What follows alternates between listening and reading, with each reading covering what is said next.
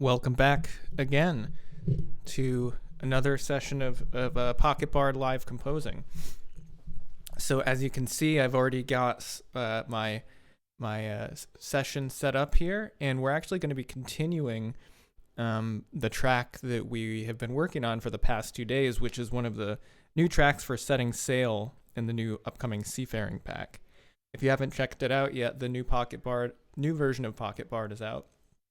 And it's got two Seafaring preview scenes. It's got Shipwreck Cove and Maelstrom. So this is going to be a new scene, which is called Setting Sail. And this is going to be the fourth track that I've been working on for this. So we've got quite a bit done. We did a majority of the basic outline and composing on Tuesday, and then yesterday we cleaned it up a lot, and today I want to try to finish it. We're not going to be doing the intensity levels. I'll do that separately, but I do want to get this mostly the mock-up cleaned up and mixed, so that basically tomorrow I can just go through, make the other intensity levels, and send it over to Chase. With that being said, let me know if you have any thoughts or want me to do anything specific, because I like incorporating feedback from the chat. So I see Chase is in there. If you hear it and have any mix feedback when we get to that point, feel free to put it in the chat. It'll be like we're on Slack. I just did our first TikTok live, by the way, which was interesting. 96% of we peaked at 140 something viewers, and 96% of them were not our followers. So I don't know if they had any idea what was happening in the stream, but hey, it seemed to give us a boost. So we'll be doing that more often. All right, let's get to it. Let's listen through what we've got so far. The first 2/3 are mostly done. We have some markers up here at the top so you can kind of see the storyline. But just to recap, basically we start with climbing up the rigging of the ship, going up to the crow's nest, and then we kind of have a look out at the expansiveness of the ocean. And then the camera, we're creating kind of a scene here. Then the camera pans down to the deck, and we kind of see the crew making, getting the ship underway. And doing some fun ship stuff, stuff that people on a ship do, like swabbing the deck and messing with the rigging and messing with the weighing the anchor and unweighing the anchor. I used to know all my ship terms back when I was obsessed with like 18th century sailing stuff. But Colorful Moose asks, is this GarageBand? This is actually the step below GarageBand. You have Logic, and then you have GarageBand, and then this is like sub GarageBand. So yeah. No, this is Logic Pro, which I like, especially now that they added subfolders, which was a really like high-minded concept to have a folder within a folder that they were very late to. But now that that's done, I'm happy with it. So let's take a listen, and then we'll do some cleanup.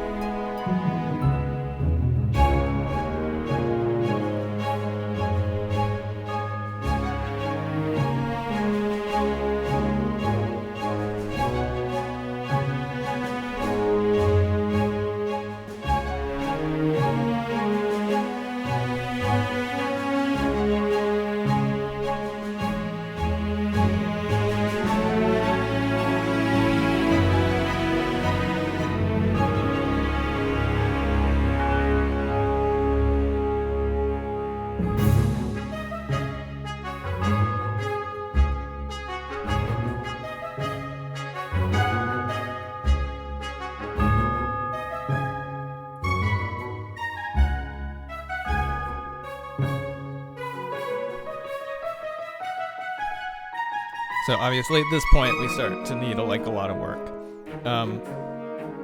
So we won't even go there yet.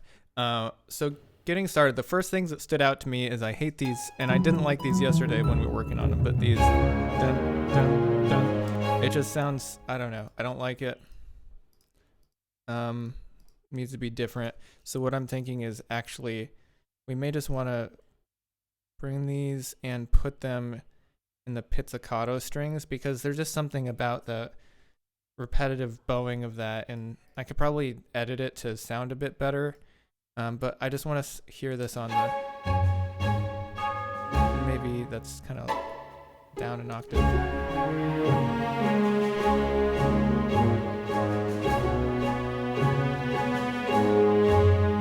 Oh, I still have it. Oops. Still have it playing in the setting lines.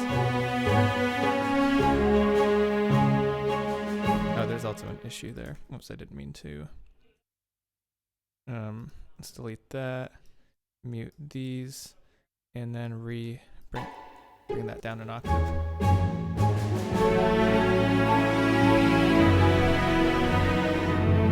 There's just something about that just doesn't sound right. Let's take a look at all the notes and just see if there's anything that's standing out to us. I think it's too loud. Like that's really a background element, or at least it should be. Let's bring the velocity of this down, so bring the dynamics down.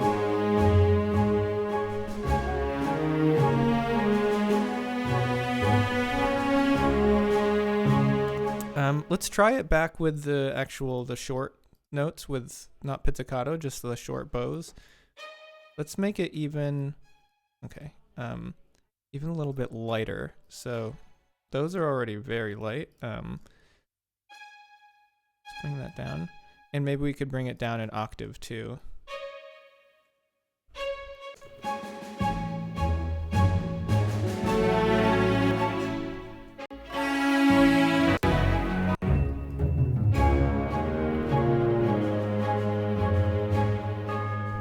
Yeah, that's better. That's a bit better. I still feel like it needs a little bit more of some. It's already got the English horn.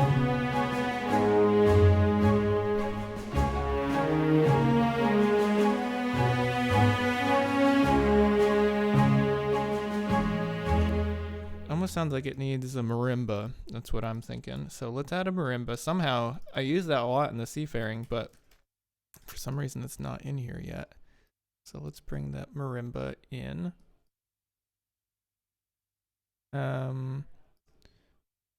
Marimba. Normal hits, yeah. Ooh.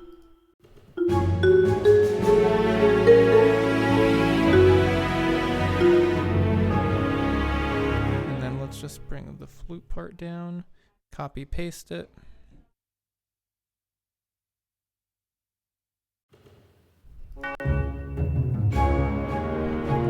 Sometimes it's really hard to drag this in. All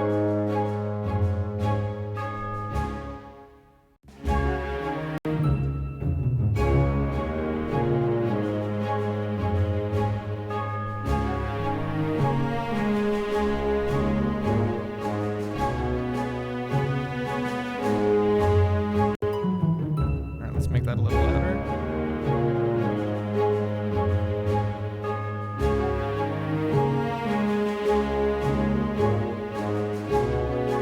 That might even be up an octave.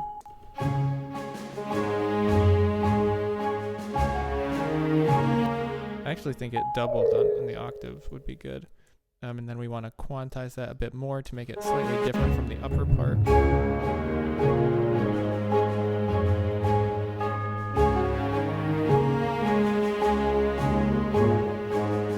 I think the lowest note, the lower octave, needs to be a little quieter.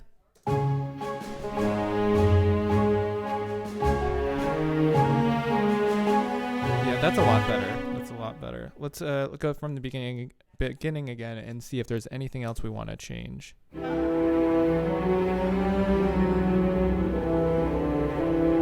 think the bass needs to be a little more present there, because this is the lowest intensity. Let's see. Welcome, Coney Island Ranch. love a first time chat. So, and you said gotta love a doubled octave. Yeah, exactly. I mean, honestly, maybe one of the easiest ways to either brighten something up or darken it and add a little bit more weight, depending on whether you bring it up an octave or down. Let's see.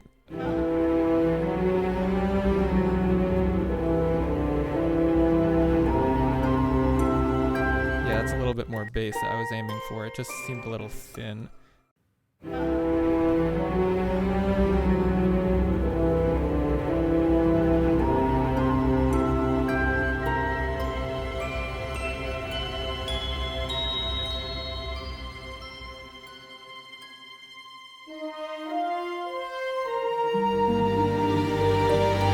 Ear candy. Yeah, I was planning to bring in the chimes, especially like in moments like that. I don't think I got a chance to add them next time, and also bring in the cymbal swells, which will add a lot of that high-end sparkliness, and also help us kind of emulate waves, which just having cymbal rolls is super useful for.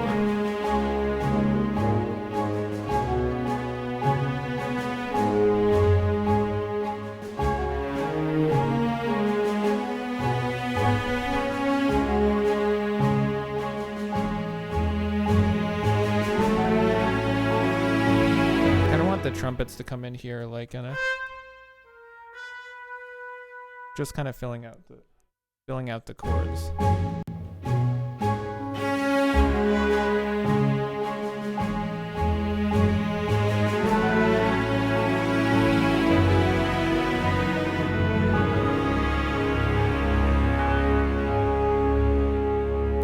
Obviously, those were the wrong notes, but let's fix that here.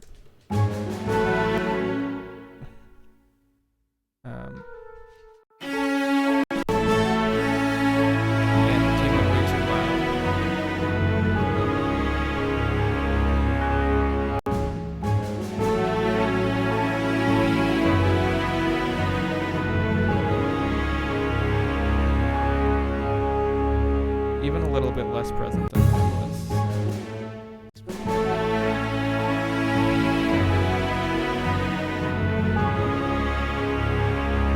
Yeah, that's fine. And why don't we bring back in the choir we had earlier, just to add a little bit of a climactic moment to that.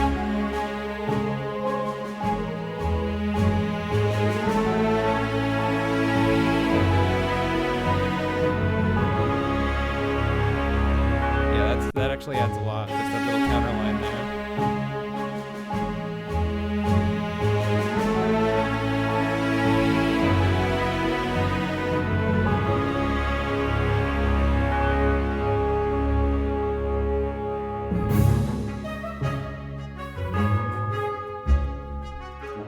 And then we need to bulk this section up a little bit more.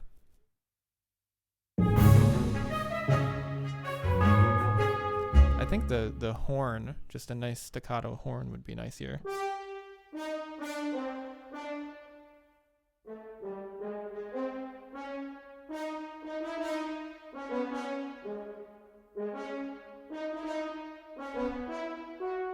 Again, I say this about 10 times every stream, but I'm not good at piano, so I usually try to play it in and then fix it.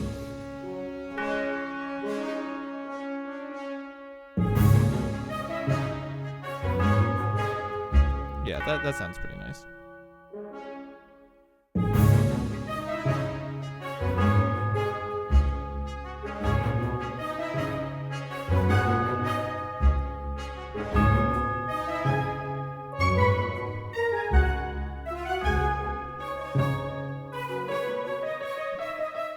So it looks like the key switch has changed there. Yep. And we need to clean that up, but could have been worse. So I got maybe 50% of the notes. And this should be on the pickup to that measure. Early.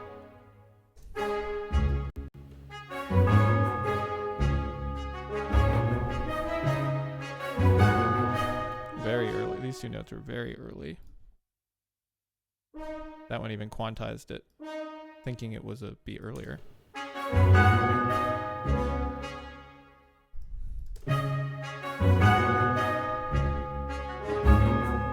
So that needs to be a little bit more of an accent. We don't want the pickup to be stronger than the downbeat. Even louder.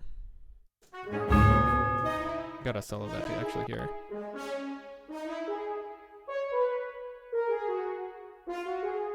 This is not a minor third there. Whoops.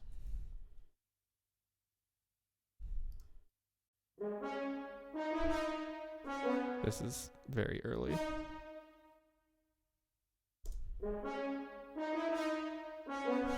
Sounds of goals. That will probably be in the sound effects. So the in the location ambience for this scene. This gets a little too quiet there. We gotta just clean that up a little bit more.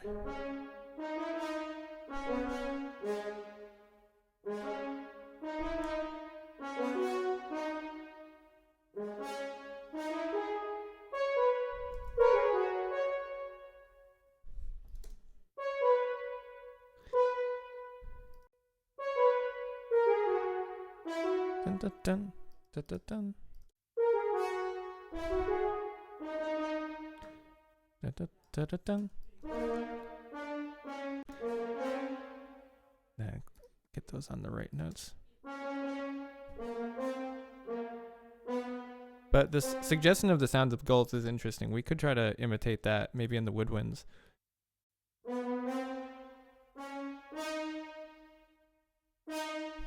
And then that last note, let's have that actually be a staccato, not a short, not a super short note, not a staccatissimo. And then we have... So let's now hear this with the other instruments it's playing with, which would be the, is it the bassoon and the just the high woodwinds here. Let's make sure that these are work together well. But and then we gotta have this note stop a little sooner. Cool. Let's take a listen with the woodwinds playing this, and are there any others?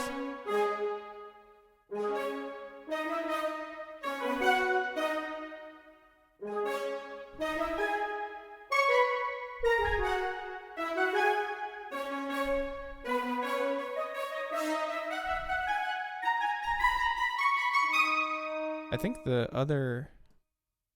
Should we have the horns double that? Probably. Dun, dun, dun, dun, dun, dun.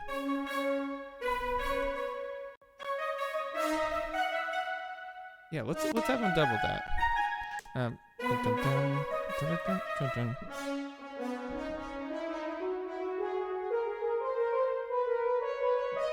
Okay, cool. Let's just try to play that in. That was wrong. What note are we starting on? Starting on the D flat. Cool.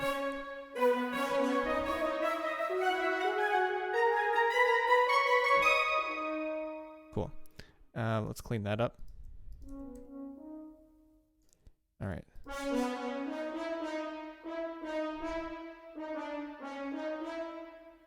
Totally just missed a note here.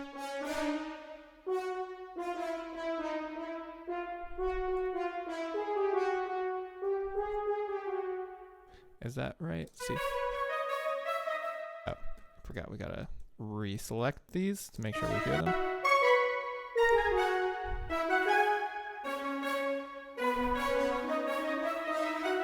So, got the E there. And then obviously the rhythm of these was pretty off. Let's quantize that a little bit.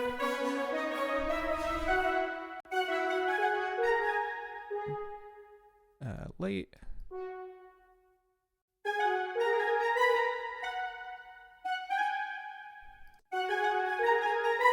Okay.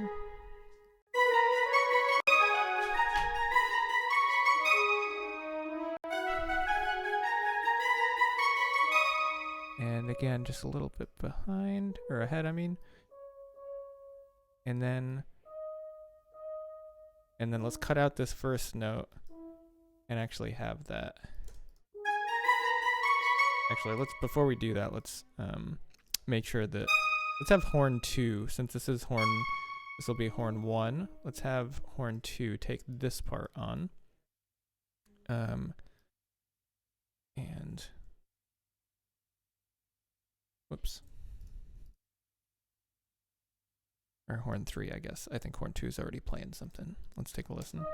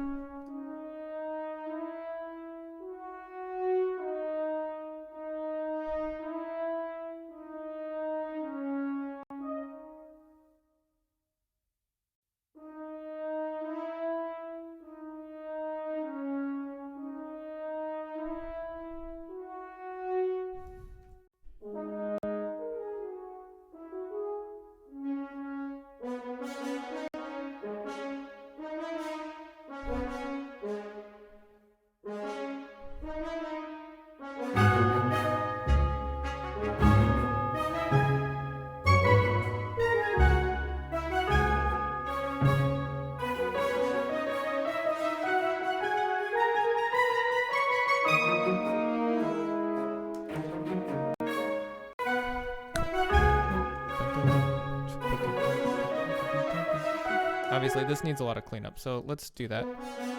So too loud. We're really just gotta and make sure there's a little bit of a crescendo, and that it's played naturally. Like that note's too aggressive. Like the accent wouldn't be on the beat 2 of that measure. Or on beat 3, again, we're in 6/8, so that was too loud. And then let's just give kind of a general crescendo up, and this note needs a little bit more accent.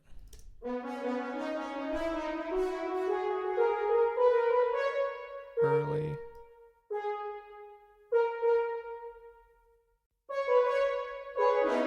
All right, let's listen again.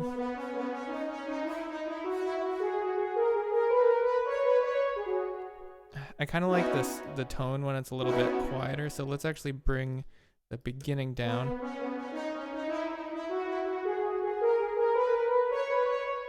I think that's pretty good. Let's hear how the woodwinds sound. Let's clean this up.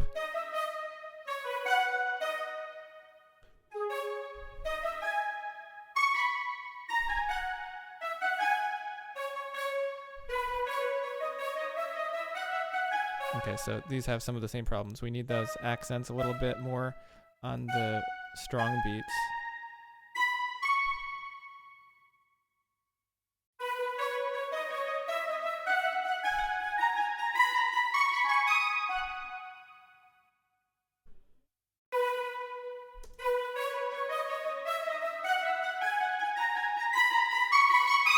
There we go. That's a crescendo. Nice.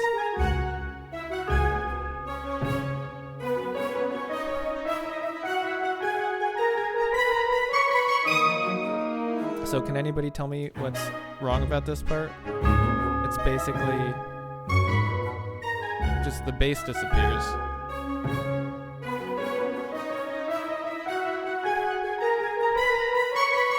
I hear it doing kind of that piratey sound, like dum boom boom boom boom, just dotted quarters.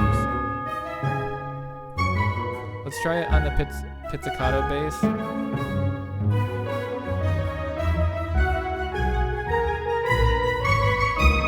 So where are we starting? We're on what chord are we on, and what chord do we want to get to, so that we know what notes to play in the bass. So I think we're starting on an E minor, and then we get down to I think to a D flat minor. So we're basically modulating up a whole step.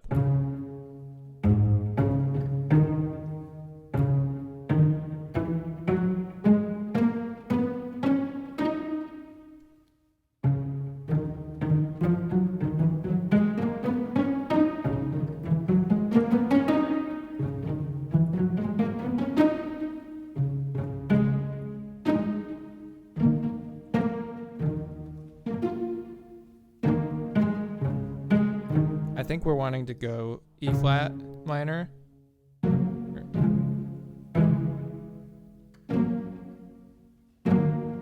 And then A flat, and then D flat. So let's just let's walk the bass down and see if that works.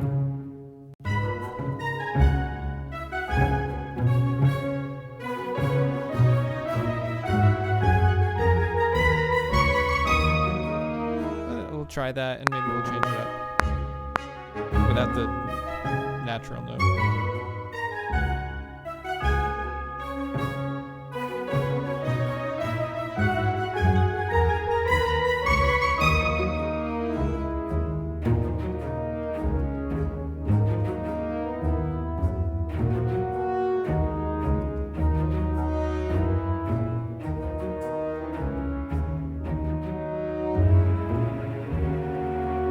So let's change that up. I think that actually works. It's the rhythm of that dun dun dun dun.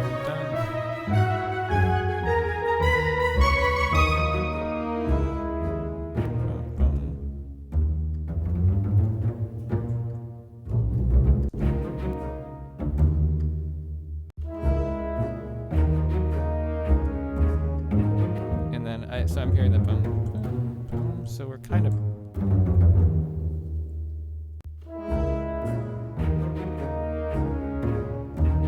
Those were so early. It's almost funny to hear the players just so off, because you would rarely hear that with, you know, professional players. And just hear the bass come in a whole eighth note early is interesting.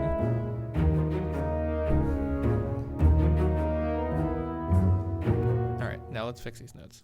Gotta pay attention.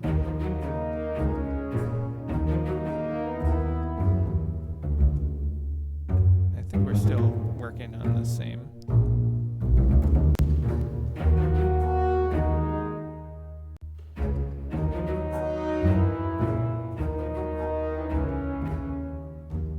And then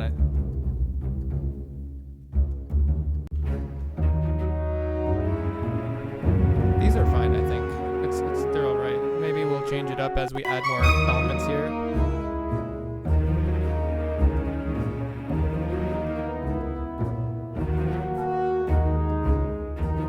All right, so let's listen to how we get into this section. So let's back up a little bit, back to where we go down to the busy deck, and then try to think about what is happening here when we modulate from D flat minor to E flat minor up a whole step. Why does it do that, right? We want to have a purpose for any musical changes that we have. So what's happening before then? What changes in the scene, and why do we go to something new?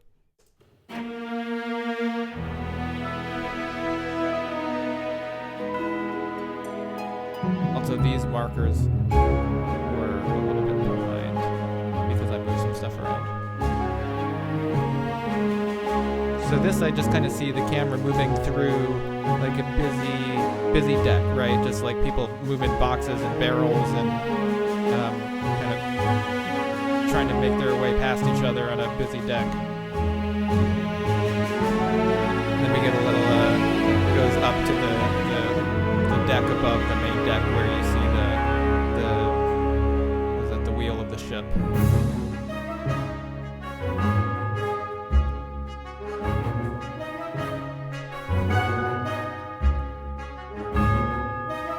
This section feels like tossing barrels. That's what I'm going to call it.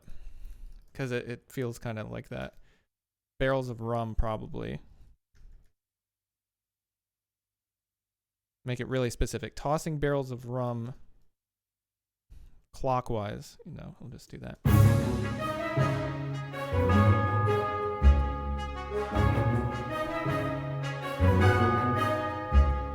That low bass, that whatever note here, the D flat sounds nice with the.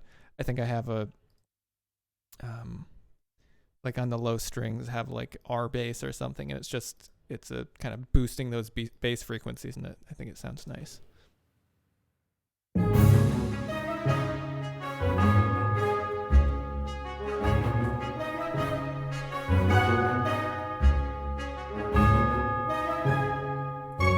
So there's an emptiness here, so we want a little bit more busyness. The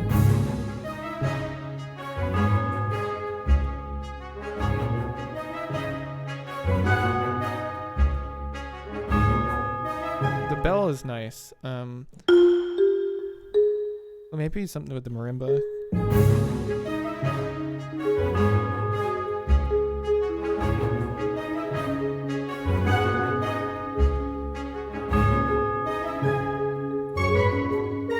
Yeah, let's do something like that, because what it's going to do is just add a little bit of...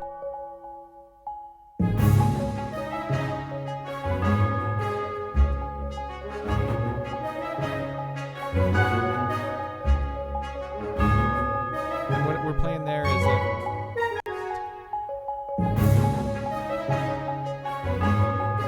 I like that. Let's do that again, but with the click track on, so I actually know where to come in. Oh, still didn't know where to come in.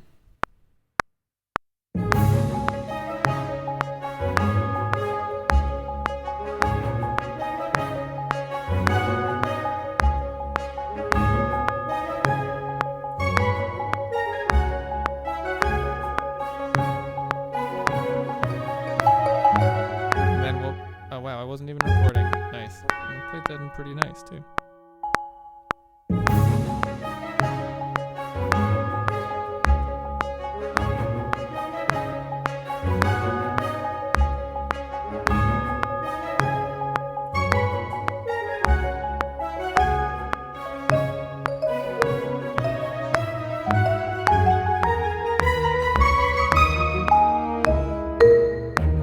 I think the marimba at this point should now double, when it gets up to that note, it should double the bass.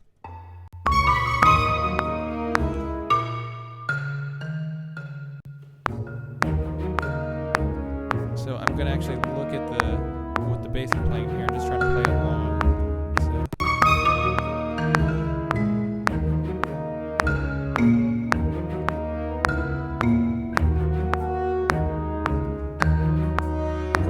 That actually will work pretty well. I like that it adds a little bit more attack to it, and just that woodiness is nice in those lower notes. The resonance I like.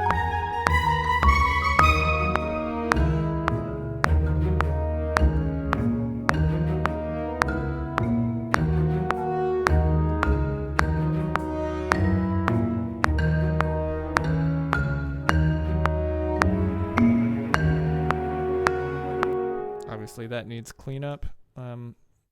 Luckily it's an octave up, so we can just kind of look side by side to just see where the notes are wrong. So we got...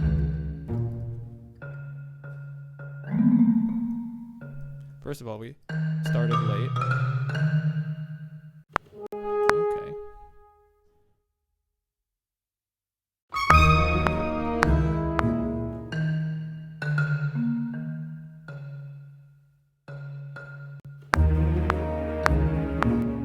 I hit so many wrong notes. Be louder. Not that loud though.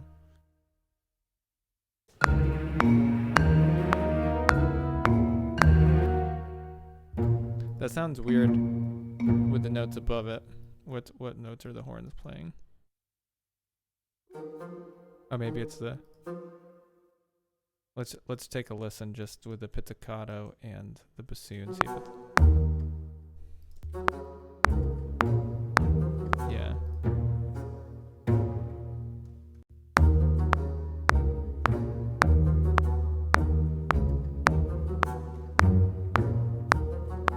I think we might need to change the bassoon notes in that, or maybe just the bass. Also, we need to add another key switch here so this cello doesn't keep missing its articulations. Anyway, let's get the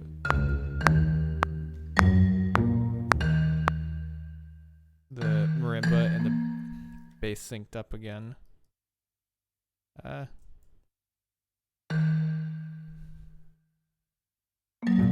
This was too quiet.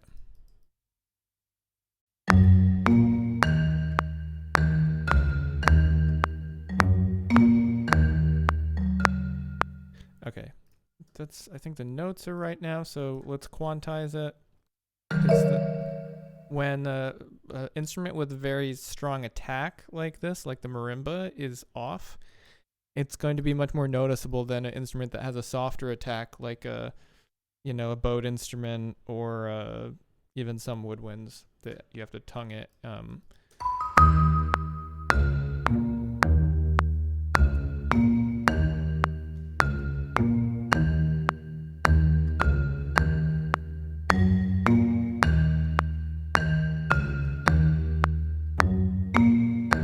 So that one note here was kind of weak. Make that a little better. Cool. So yeah, not bad. Now we've got that part doubled. I think that's a nice balance there with those two instruments. So now let's look at the horns and the chords they're playing here.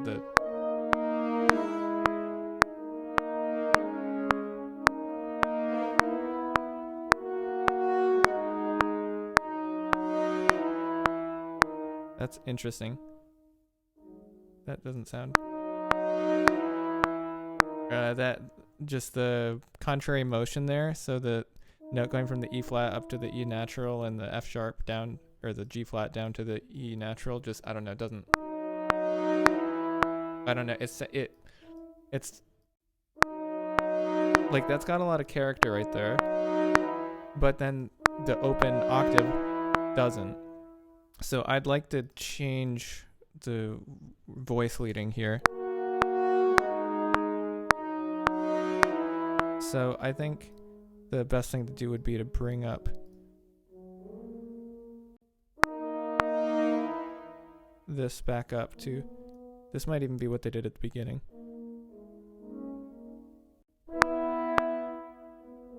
Yeah, let's have a parallel fourth there. I think that sounds nice.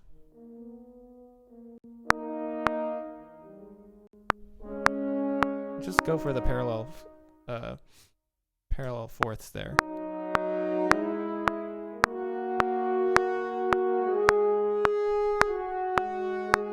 Those are both very early coming in here.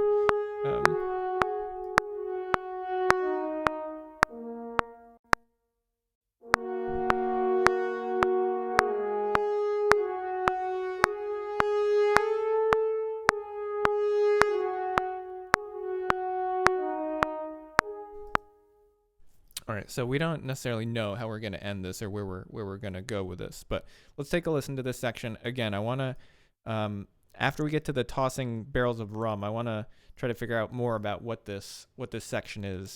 I think I have an idea, but if you have any ideas for what this section is, comment it in the chat. We'll try to really lean into that.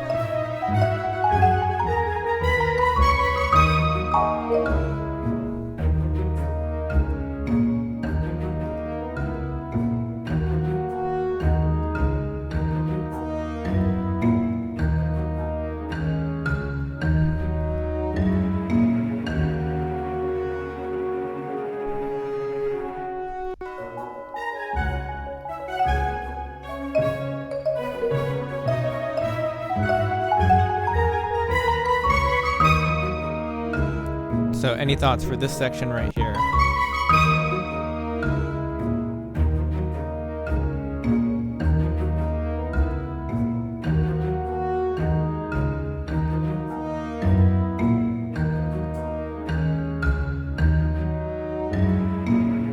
So what I'm thinking is like those sailors that are a little bit, they're the ones that down the road you're a little bit worried about causing a mutiny. So let's say We already had swabbing the deck, so how about sketchy sailors swabbing? Get some alliteration going. The deck.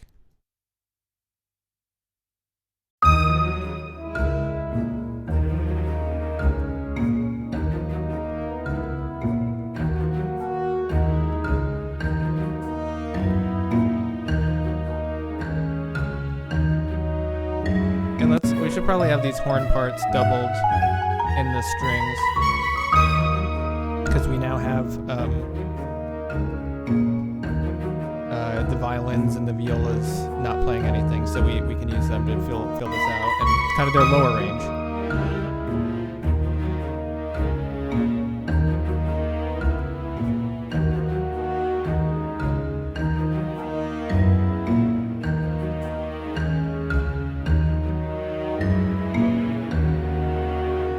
So I'm just going to play notes in because I'm not exactly sure, and then I'm going to fix it.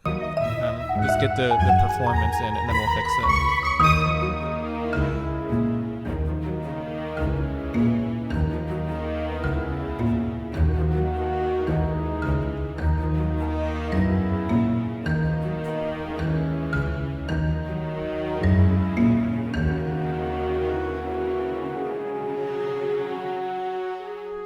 So now let's fix the notes. And what I'm thinking actually is we can play the other viola part in, but have it be on the tremolo. So it actually will be.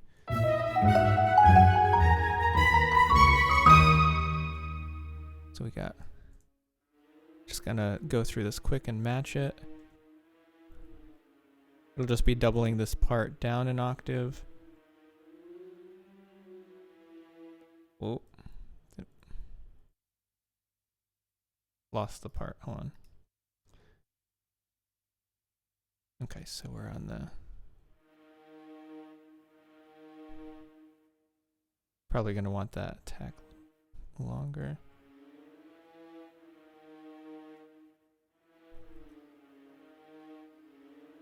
And so I'm doing this because I would have to learn the part, and I'd rather not do that to know whether it goes up or down. So I might as well just put the performance in. And you can kind of see I got pretty close in terms of the swells, right? These are the swells in the instruments, so the dynamics going up and down like waves, as you can see here. So I got those pretty similar, which is the part that is important to actually play in. This kind of stuff, just putting the notes in the right spot, is less important, if not at all important, to play in. Although if it potentially would be faster than editing all this.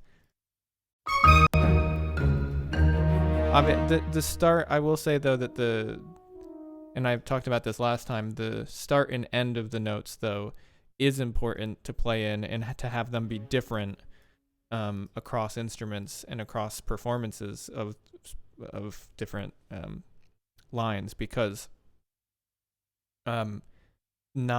real players aren't always or ever 100% unified in their tempo and attack of every note. So it's significantly better to play those in. So that's also why I did that, and I haven't quantized it too heavily. Cool. So now, what if we add another viola doing that, but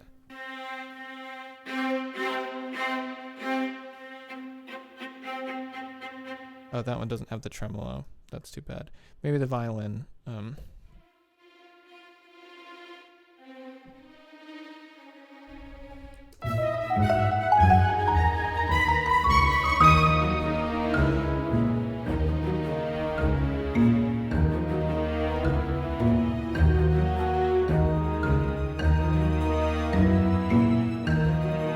No, that's a little much. Okay, also this marimba line going up is bothering me, so we might as well just fix it now.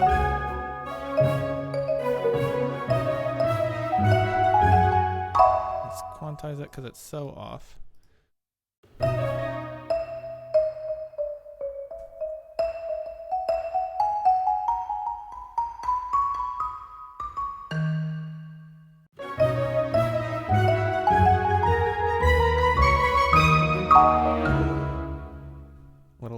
less loud, a little bit more on rhythm.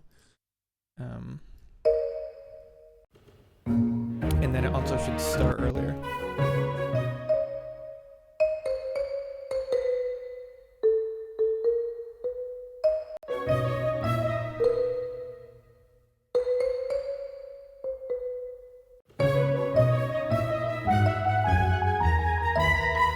And again, when the accent is on the wrong beat, it sounds pretty weird. So that on beat 4 of this measure of 6/8 doesn't sound quite right.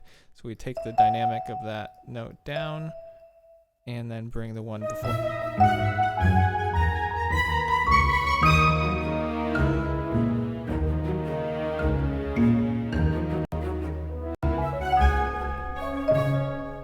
Okay, there's another. We gotta finish cleaning up the marimba.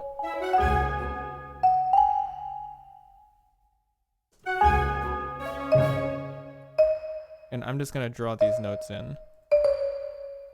Dun, dun, dun.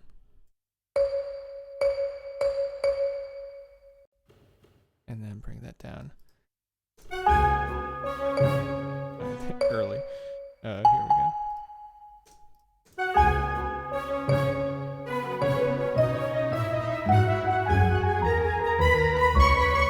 So we shouldn't and then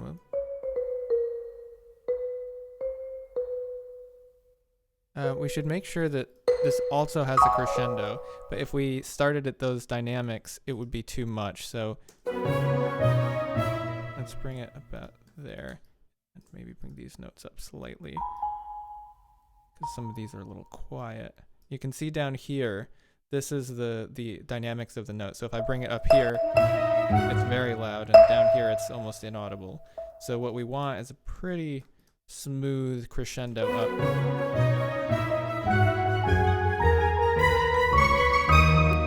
So that's pretty good. I think the marimba could even come up a little bit more with the accented notes, like on beats 1 and 4.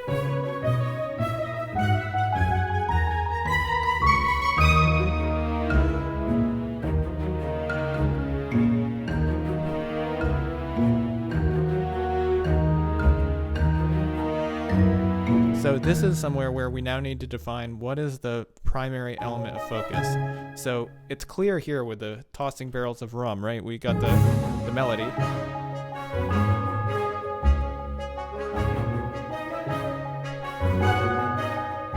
I think that those trumpets need some backup too.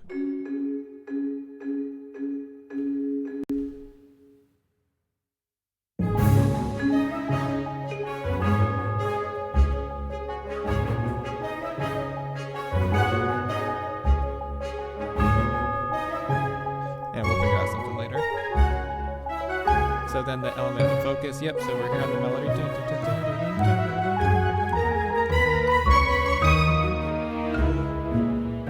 So is it the bass? Is it that? Is it that dun dun dun dun dun dun? Is it the horn chords?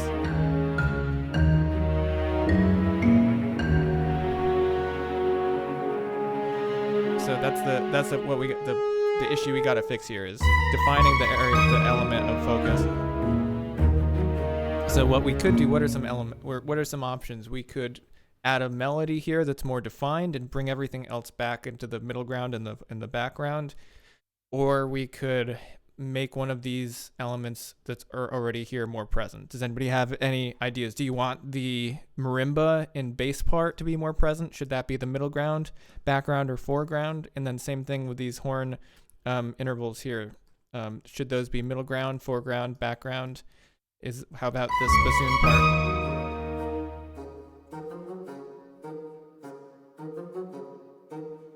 Okay, so I figured out what's wrong with this. And maybe if we clean this up, it'll fit better or help us to decide. So what I think I'm hearing, this second note should be a B.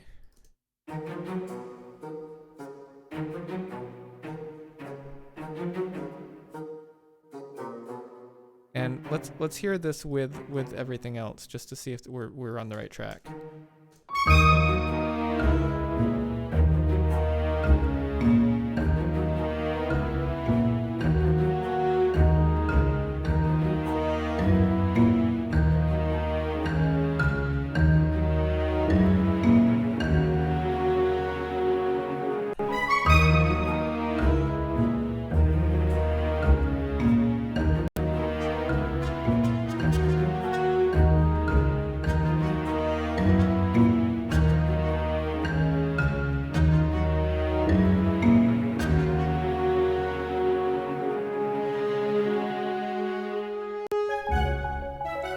Although, you know, I just figured out what we should do here at the end to wrap everything up. Yeah, right there. This has got to be oh, I might even be able to copy and paste something, which would be amazing. Let's try this. This needs to go to the A major chord, which we had earlier. Let's find that. Let me just mark this right there. So, create marker. Captain speaks. Yay. And then where is that before? Is it here? Or maybe here. Yeah, right here. That right there, we got another A major chord, I think, or something like that. There's the same progression.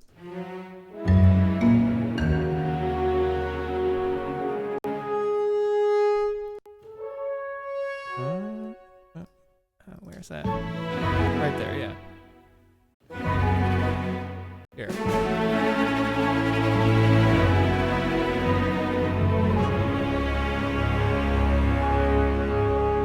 So that's what we're going to do. We'll just have that come back, that little section right there, and then throw it at the end. And yeah, that'll be how we end it. So let's try to do some copying and pasting just to make everything faster. Kind of hopeful that this is its own little section here, but we will have to figure a few things out. What key switches? Is this in legato? I'd assume it is, but yeah. Let's make sure that there's a key switch here before we bring it over.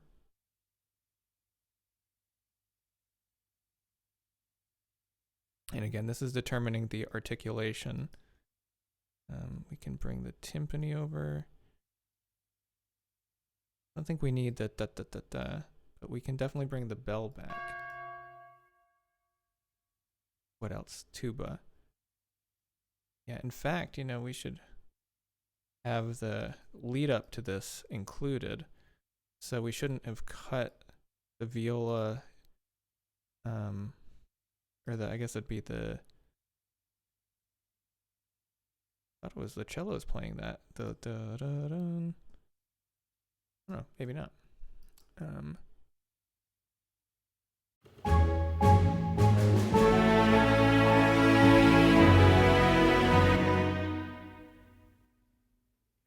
Let's just do that. Let's just grab this. Oh, the choir. I forgot to get that ready. Oh, it was already basically ready to go. And then we're just going to copy and paste this right on that beat. And then let's see if this turns out well. Captain speaks right here, one beat early. Try pasting that. Let's just see if...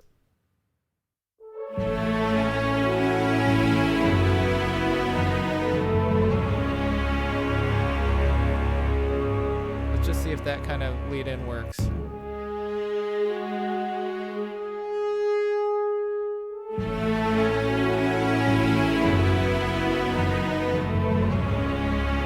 It's a beat late. For some reason it posted not on the right beat, but that works, yeah. Just saved ourselves like 20 minutes.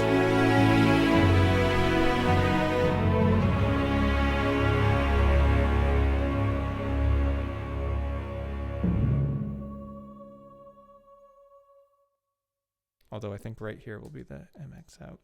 And we're right about at 2 minutes. All these Seafaring tracks seem to be turning out right at around 2 minutes, which is a little odd. Usually they're quite a bit different, but almost everything I've been working on has been right about two minutes. So now let's oh, thanks for the applause. I appreciate it. So now let's go back and bring in smooth this transition out and figure out what kind of how we want to build into that and then smooth out the outro, and then we'll be in the like real cleanup mode. So I think we'll actually be able to get this done on time since we have an ending now.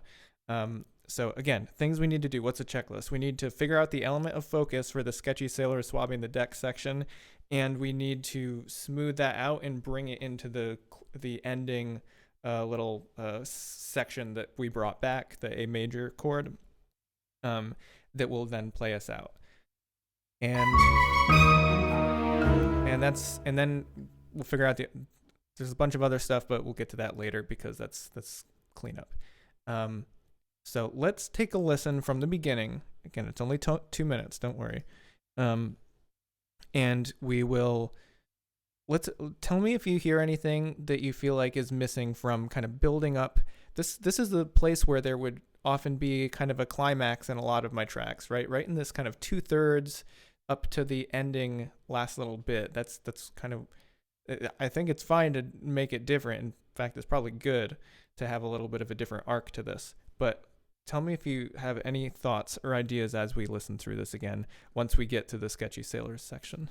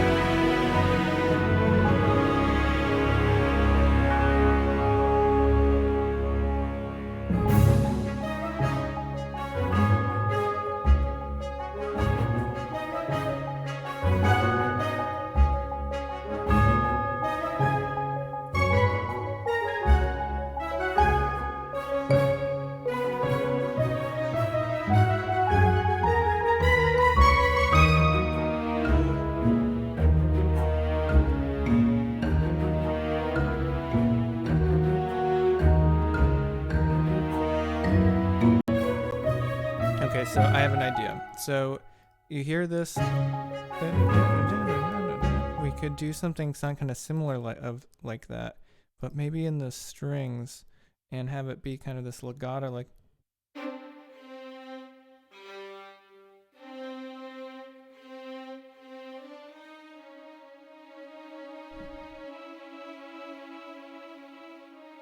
You know, something like that. In fact, I think there's a better articulation. Yeah, pattern legato.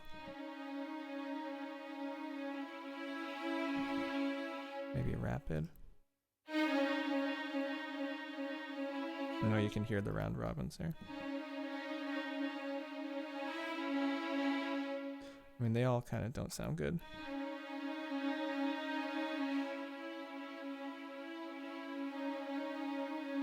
Let's try that, and then this might be something better we might need to look in to see what other like samples we have that could do this part better.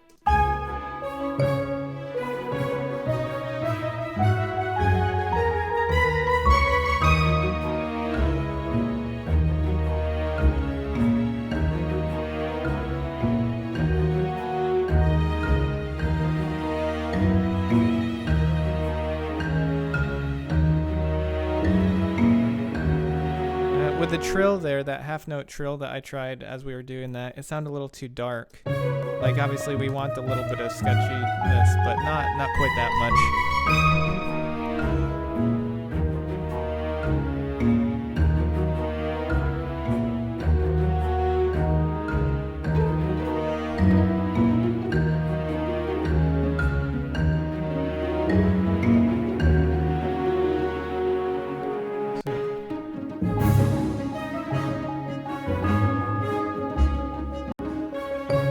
Actually, that kind of worked there.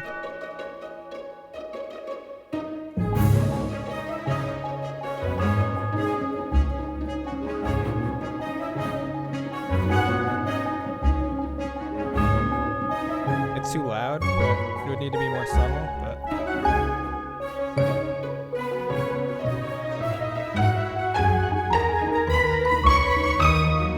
Actually, having the pizzicato strings on the downbeats there, or the on 1 and 4, was kind of nice. Let's try to do that.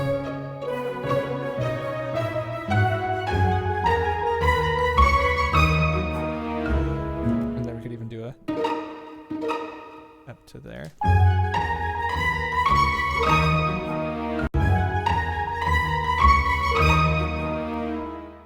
It was a little late. And then we could do that on the string, or on the harp too. Let's try that. Again, that's, I gotta rename that timpani soft or something like that, because that's not, it is not the harp.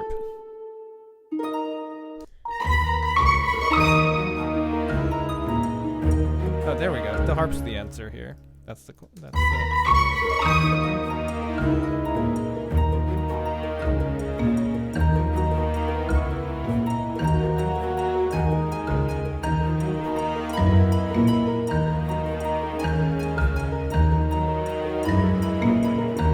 I'll change the other notes there, but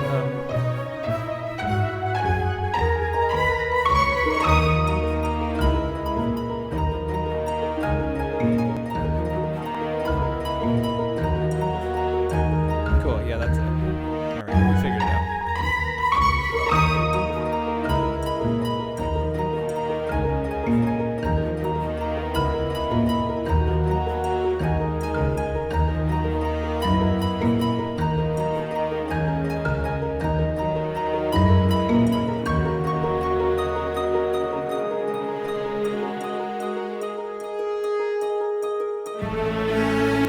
Can make it kind of work into theirs. So we're not going to be able to quantize this because it's, I was doing the, it's kind of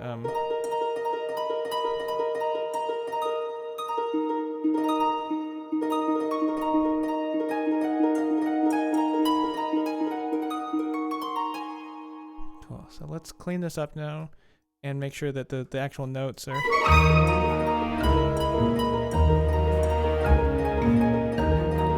also pretty loud.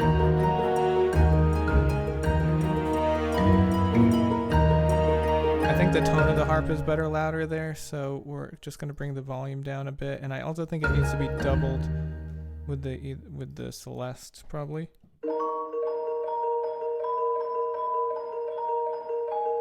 I should put the sustain on. Now.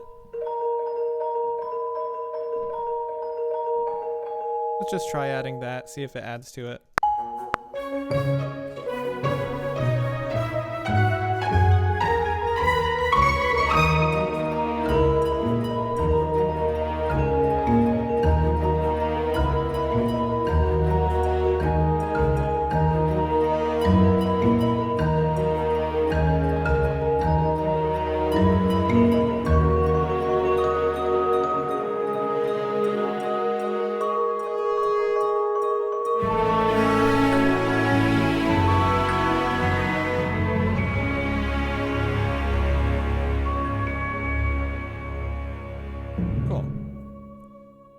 Kind of funny having that timpani boom at the end. It's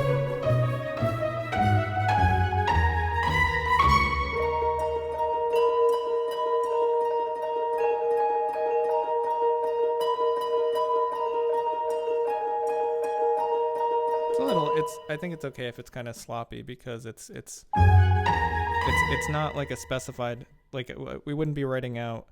We'd be writing like a roll on the harp, like so it's like a and not a specified writing out like 32nd notes or something or 64th notes like leading up to that. It would just be a like shown as a chord with a roll symbol, so there wouldn't be a really specific lock on the tempo to that.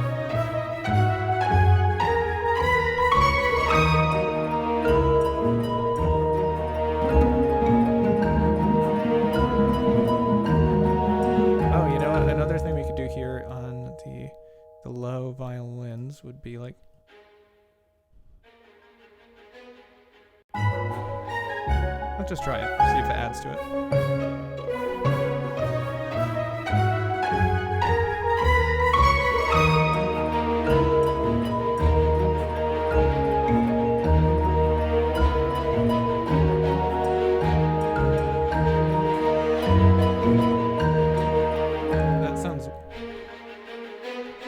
Just doesn't sound very good there. Maybe on this it will.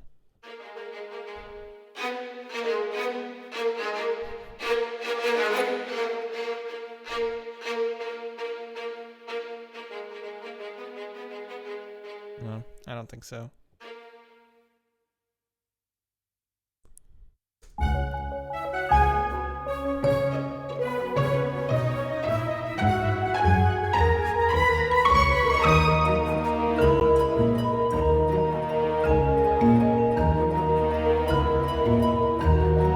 So I think the melody or the primary element of focus can be on that top line of the.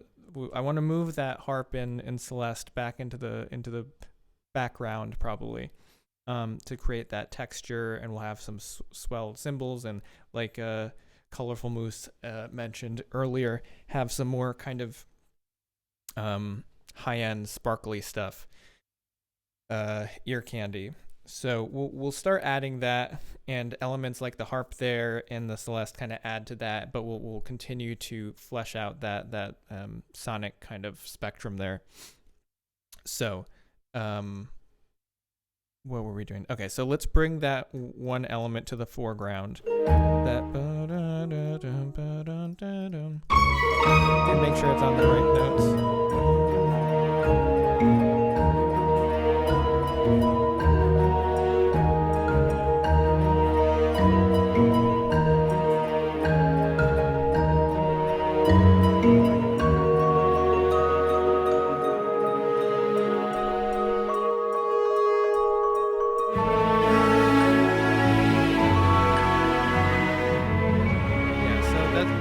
Us up to that. So that's the melody that we had, or the line that we had that brought us into thinking of putting that, copying and pasting that A major chord and related stuff after that. So it makes sense that that would be the element of focus that leads us into that.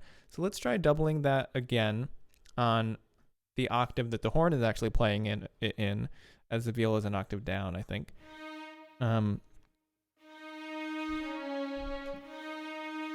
Let's try the tremolo again, because it just, I don't know, that sounds a little...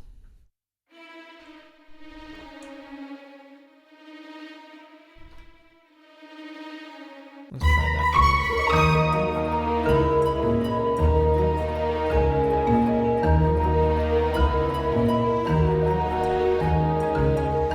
I messed up the notes there, so let's try that again.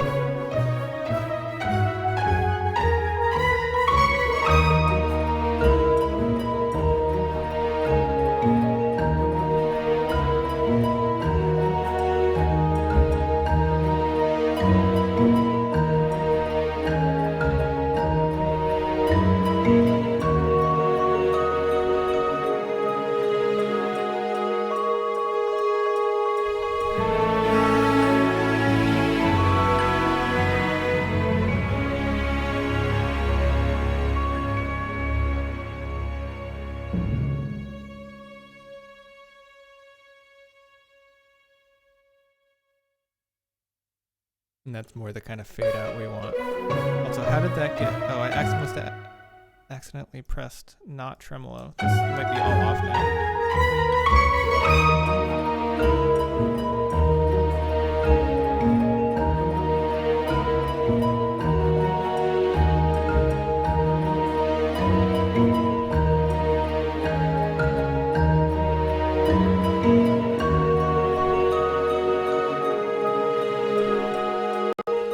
Let's have the tremolo start here, actually.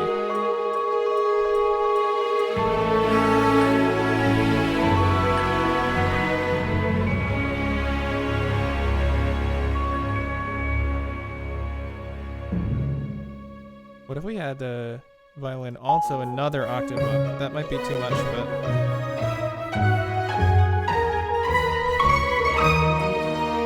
no. I already know it's a no. Okay. Let's see. Yeah, I accidentally deleted some parts there. Glad I noticed that.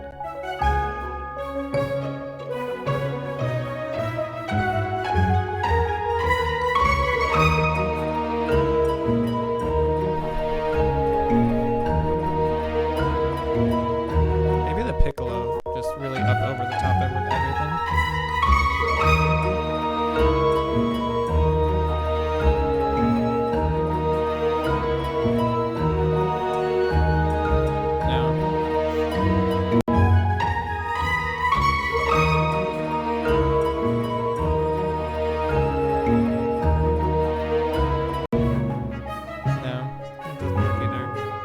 About the English horn now with the in its like comfortable range.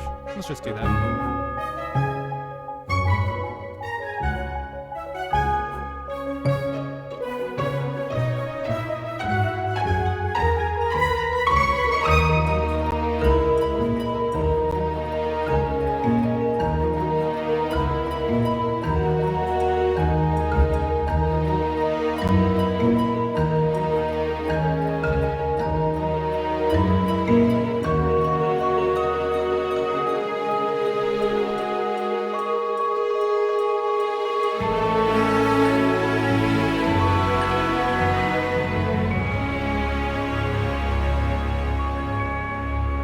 Going down a third there,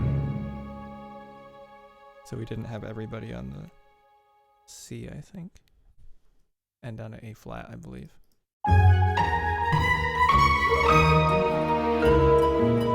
I think we should use the tuba here too to double the.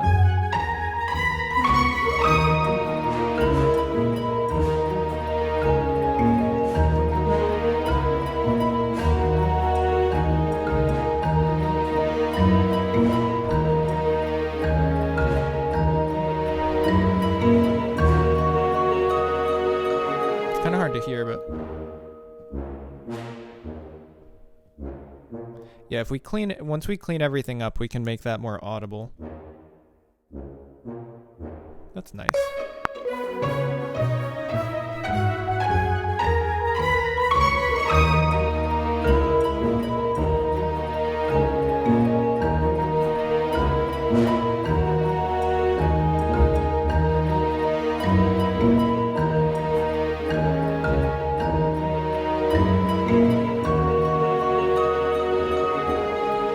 Messed up the notes there, but let's so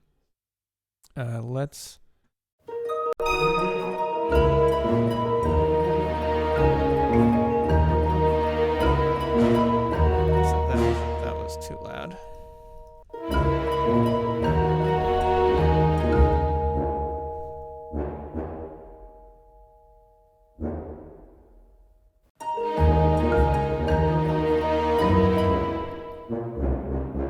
So the tuba's attack takes a lot longer, so to have it line up, we need to have it be a little early here on the grid.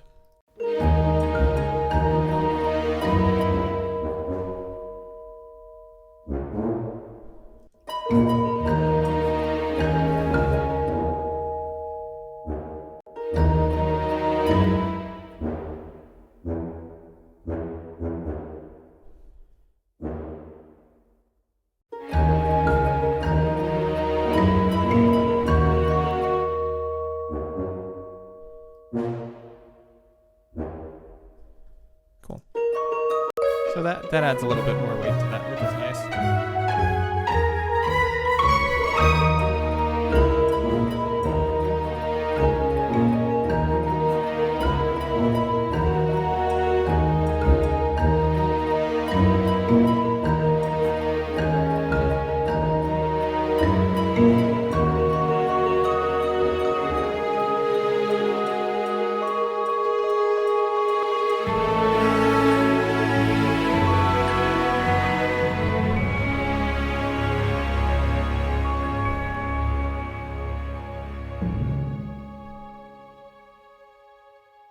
Okay, cool. So definitely some more cleanup stuff to do. I just want to listen back through from the beginning one more time. And we're going to stop and fix anything along the way. Like, there were a few things I noticed. In fact, before we even get there, this tam-tam, I didn't like where this hit. I thought it should go right there.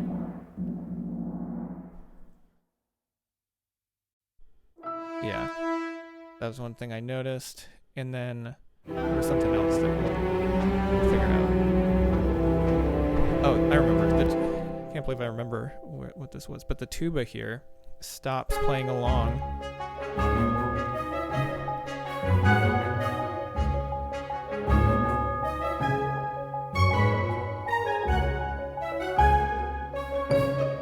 Or where was it? Here, I think.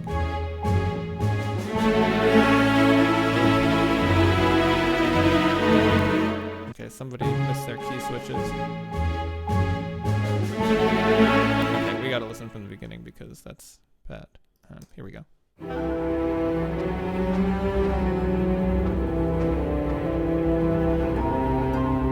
Yeah, so what I didn't like about the tam-tam was just the beat it was on. It seemed a little out of place, like it was, wasn't really there for a reason.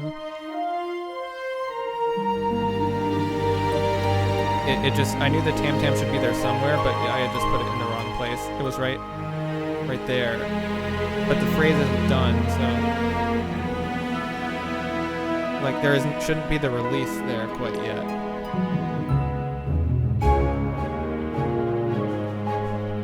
Okay, so here's where the tuba I think just disappears.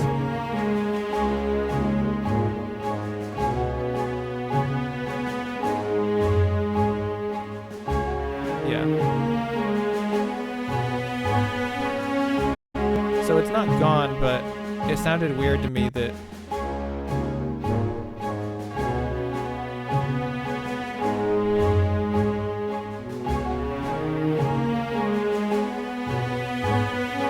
maybe if I bring the velocity up here and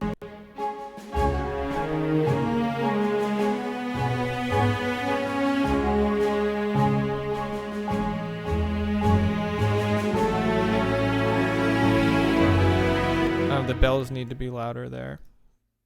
I don't know if they need to be hit harder, but we'll start with that before messing with the volume.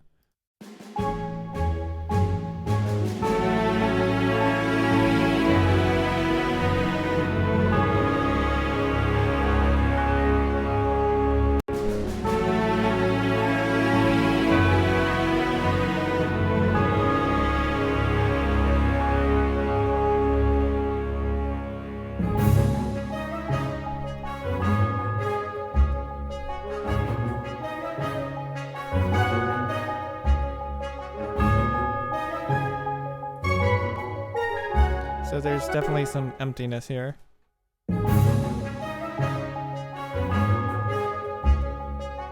It's because the rest of the strings all drop out other than the low strings. Which isn't necessarily a bad thing, we just need to fill it in with something else. Well, we now have the marimba.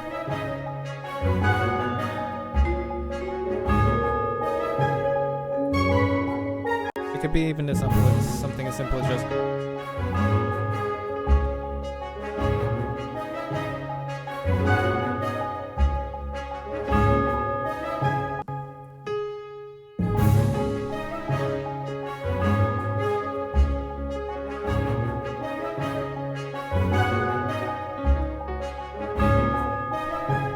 so it's not during the melody, it's in those spaces. So I think we need a counter line, like something, a answering phrase. So we have the dun, da da dun, da da dun, dum, space, ba dum. So what if we have, it's a good instrument to do that. Maybe like the trombone or something.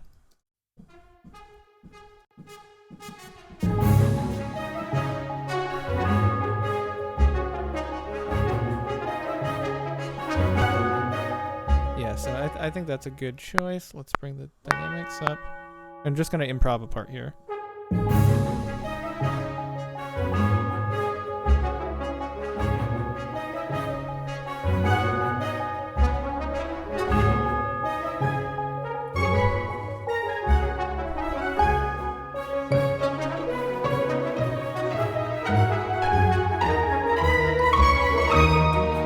So we can now have that build a little bit more, but that was the gist of what I was going for. Now we can clean it up and actually decide on which notes should really be there.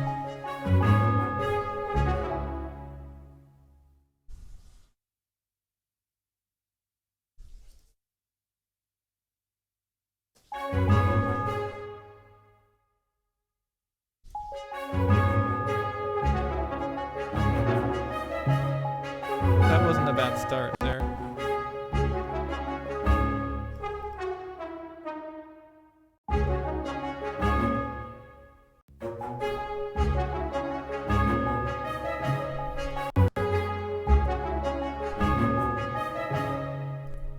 Changing the articulation. It shouldn't be that loud, but sounds better. Not like that.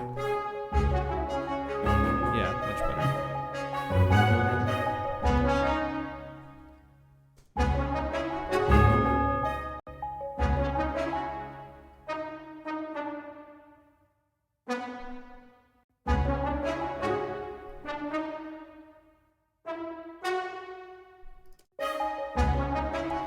That's not the right notes. Let me listen back.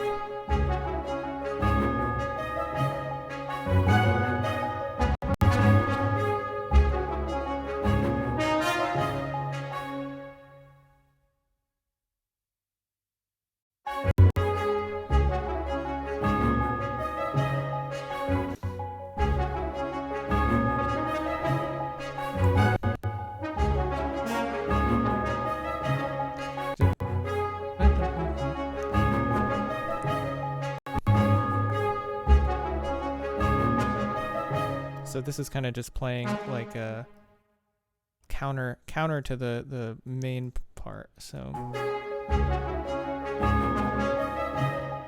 yeah, we're just playing in the gaps.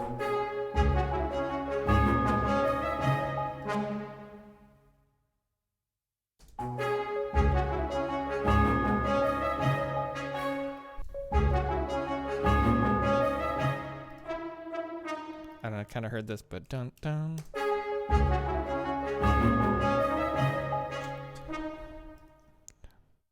But dun dun. I kind of hear it doing but dun dun dun dun dun dun. That might be a little much.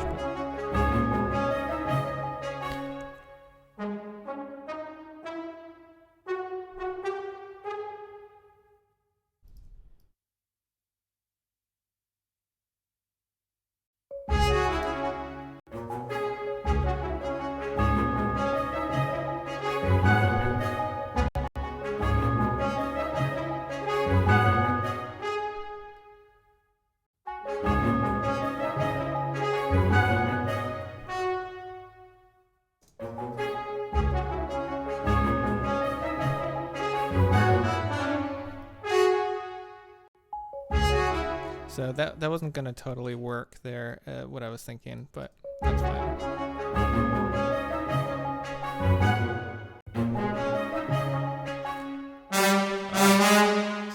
Way too. Why'd it get so loud?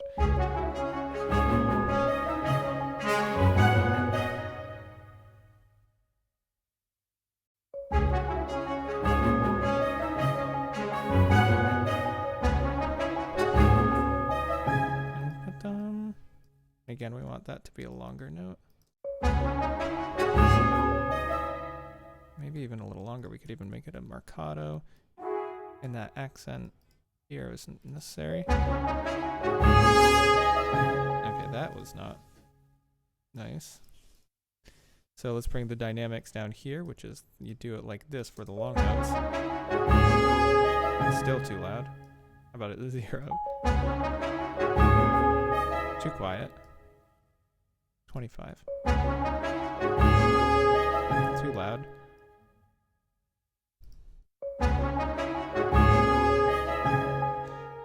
we can make that work. It's a better articulation for it. So let's actually, you know what if we bring it to a longer marcato and just have the note end sooner? Let's see if that sounds better. No. All right, it's got to be that, but we got to fix it by making it quieter.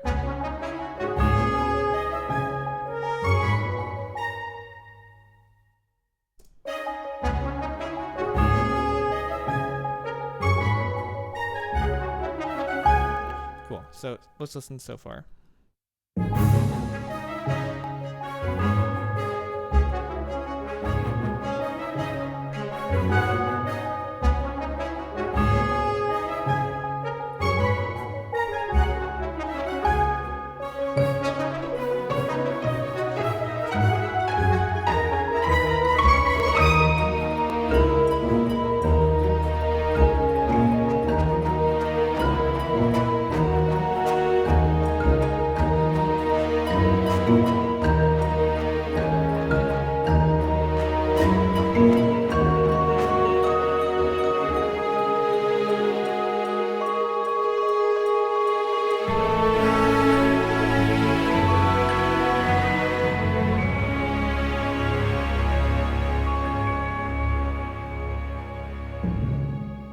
Okay. Getting better. The trombone's now a little too present. Okay,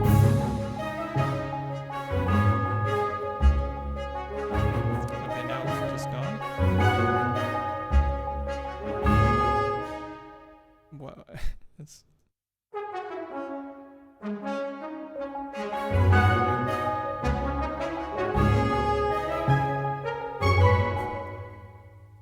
Dun, dun, dun, dun.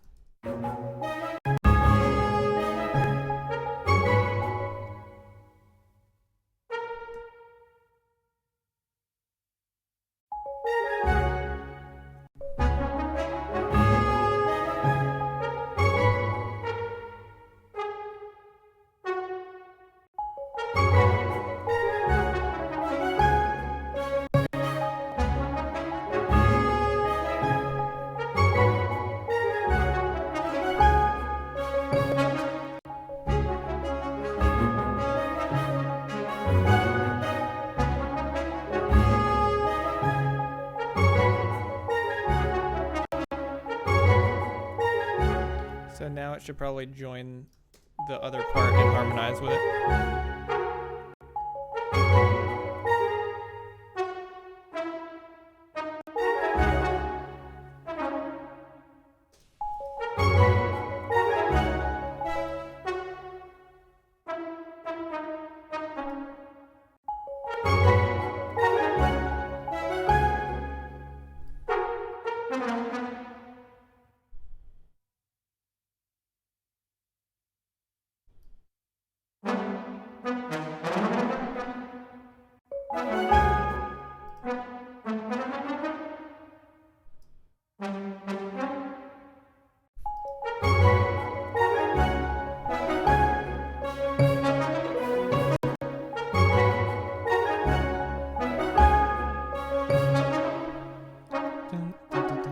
So yeah, so I think this is getting better. Dun, dun, dun.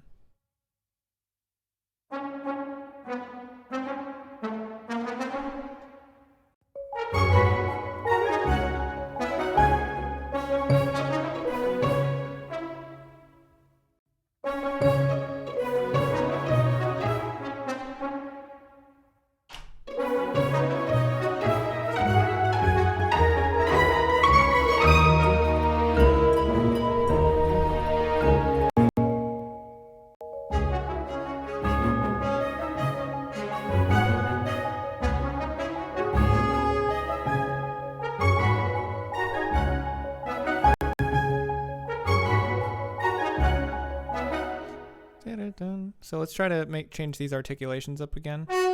Too loud, but we want that. Bum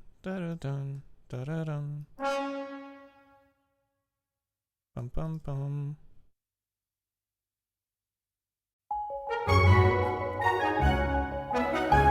Yeah, there we go. That's much better.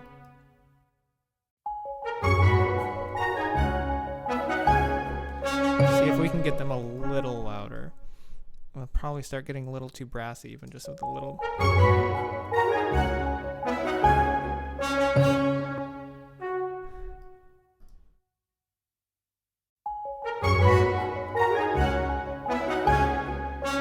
So I think the first one was too loud, but maybe not the others.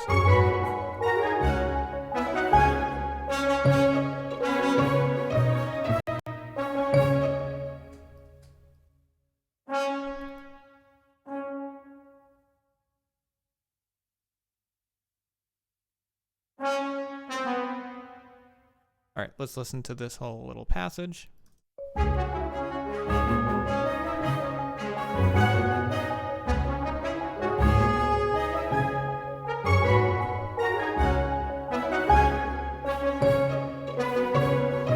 kind of hear the trumpets harmonizing with this or doubling it. Let's try that. I just want to bring a trumpet to double it and see how it sounds. Or see how much of this is in range.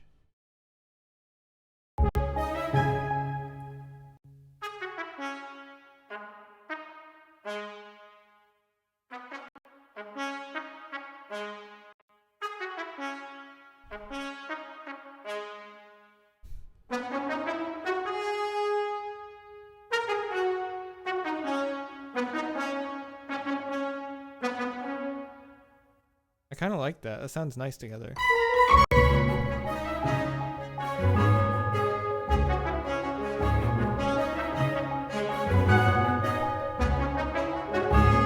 But we do need to back up the main melody now a little bit more. So currently we just have that horn, the main one, but we may want to add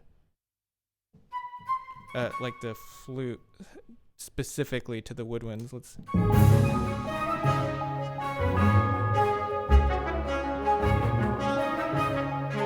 Okay, yeah, definitely that. That's way better.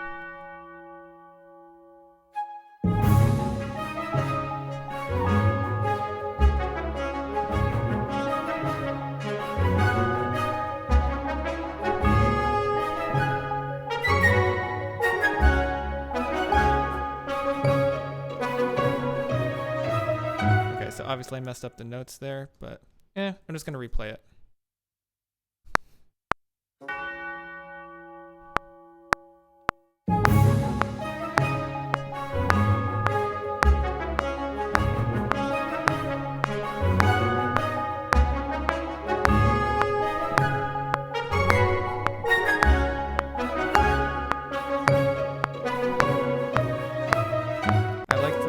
Half of that.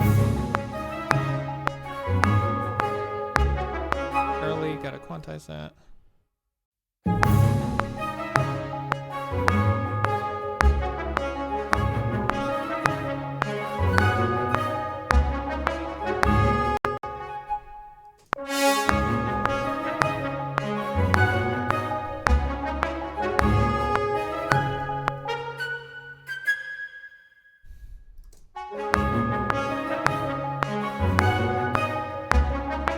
See how the different articulations sound here on the flute. Yeah, that's much better.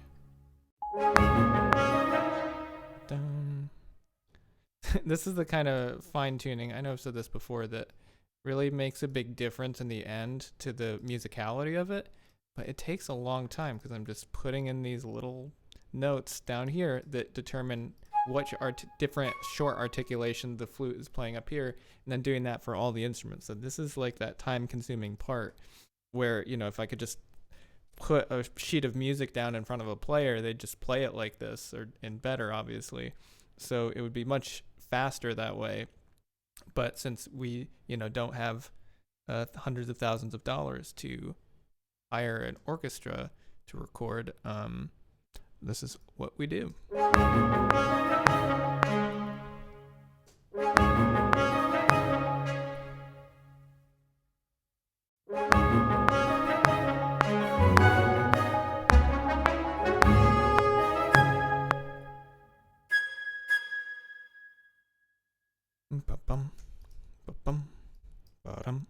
I wonder if maybe it should be the long note first. Interesting.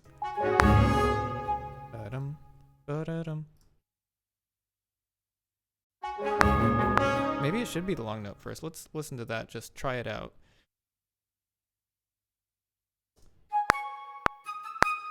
Bottom.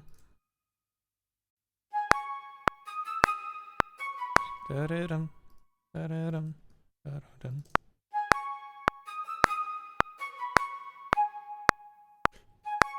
Yeah, I think that sounds a little better. Bottom. Da-da-dum, da-da-dum, dum. Da-dum, da-da-dum, da-dum, dum. Bottom. Da-da-dum.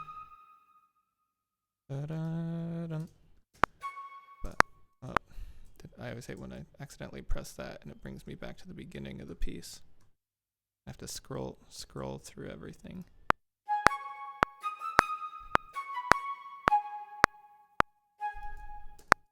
Like it just did it again.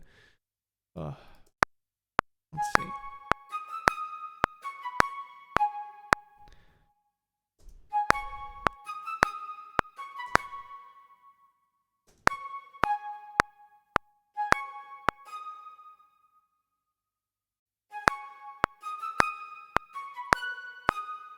Da-da-dum-dum.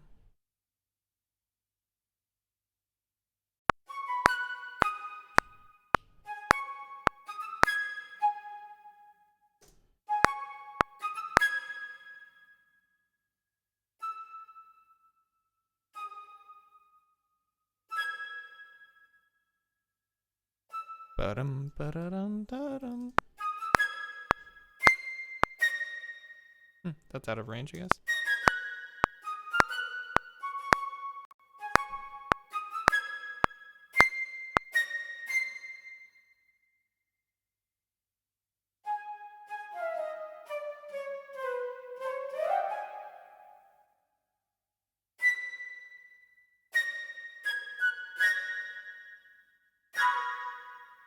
Ba-dum.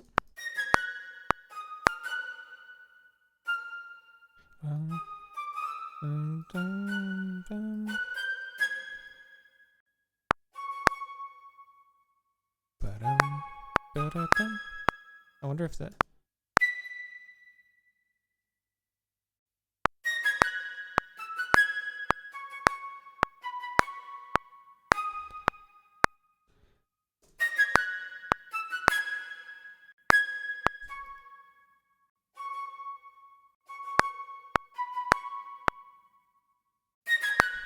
Dun, dun, dun, dun, dun, dun, dun, dun, dun.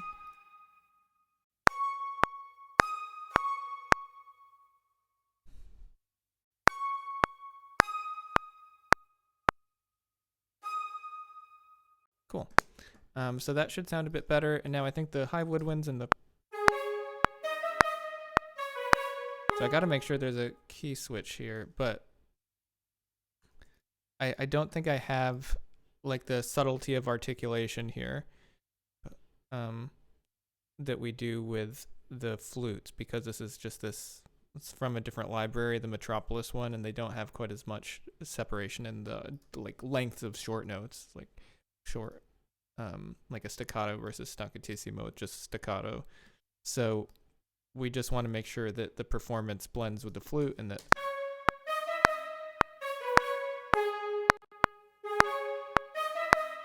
So like that, it needs to be accented more. But dun, da da dun.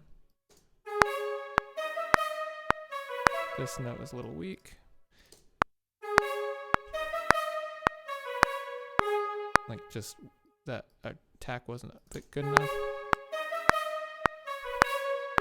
Too much.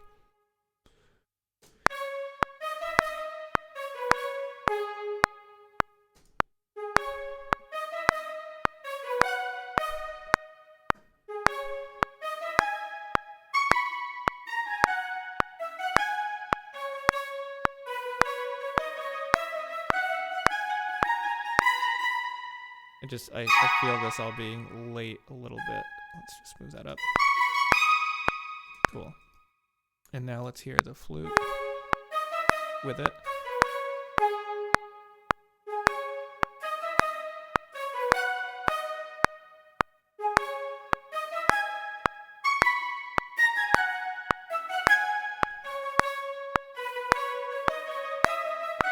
Oh, wrong there.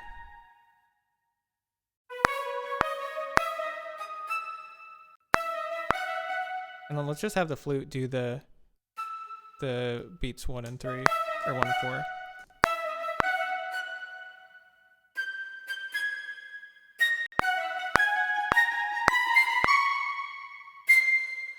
Okay, now it's out of range. So we can have the dynamics of this come down a bit.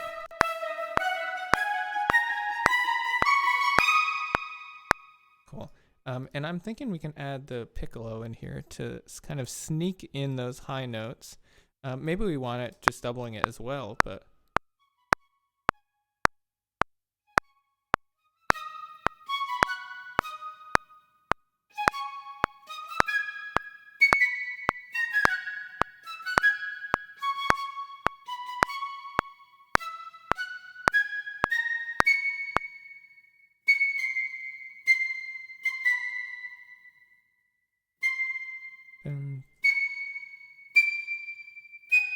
So we may want that only...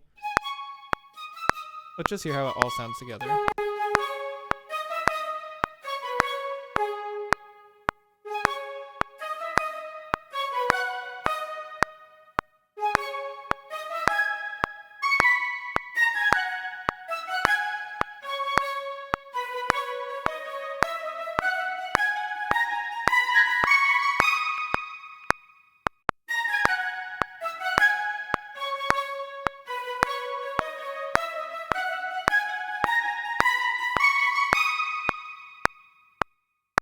I think it's fine with that. Let's hear how the horn sounds with it.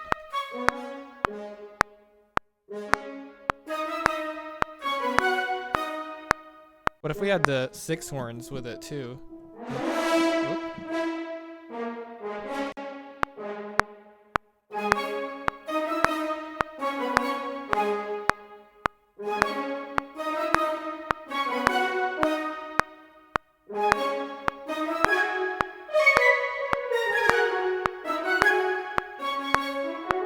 I always forget the notes halfway through. Let's just record it. It sounds nice. I mean, adding this always sounds pretty nice, but...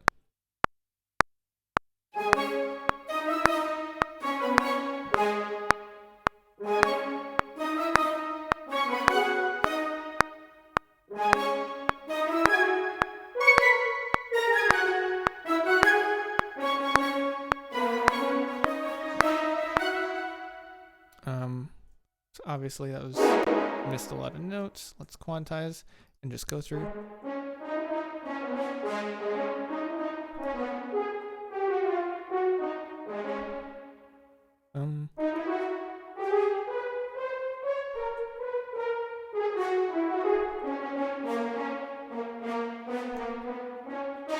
Well, there we go.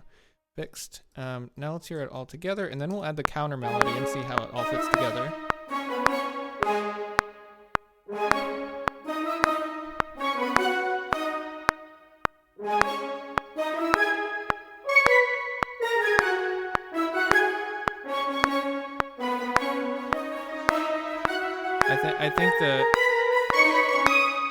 I think this new 6 horn patch we just added should probably play also that da da da da da da da da da, moving us into the next section, or else it will kind of lose it.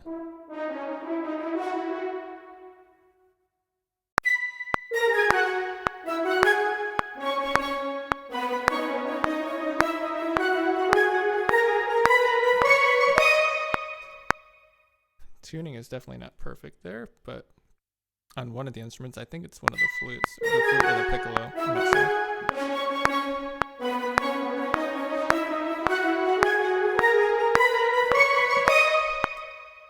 Cool. Now let's clean that part up, and not make it too loud, but I do think that extra punch will be good.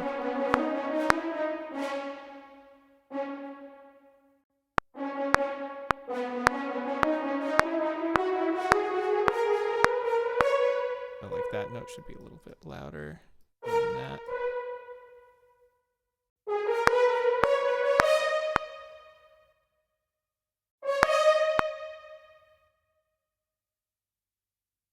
And then do we want to change the articulations around? I don't think so. I think it's fine. We don't have to go into too much detail. That flute is in the higher octave, so it's going to poke through a little bit more, and we're going to hear the articulations that we programmed in with the more subtleties. So I don't think we need to go through and make all the staccato changes.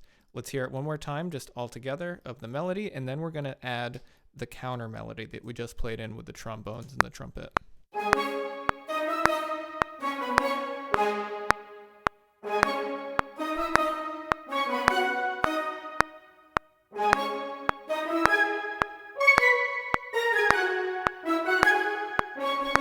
So I just heard something. I think that should actually be a little bit longer note.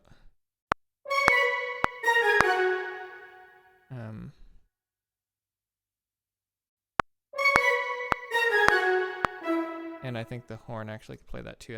It stood out to me as like a little short.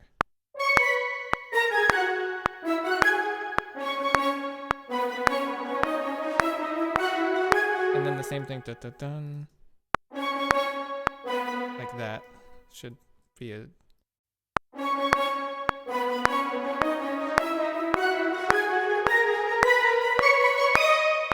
Cool, that's much better. Now let's listen to the counter melody with that. So we got woodwinds, horns, and trumpet and trombone.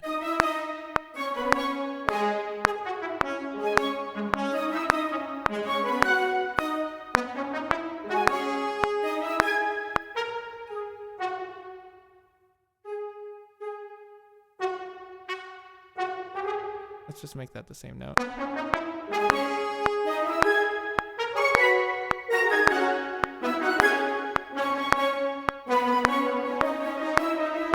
Let's listen again.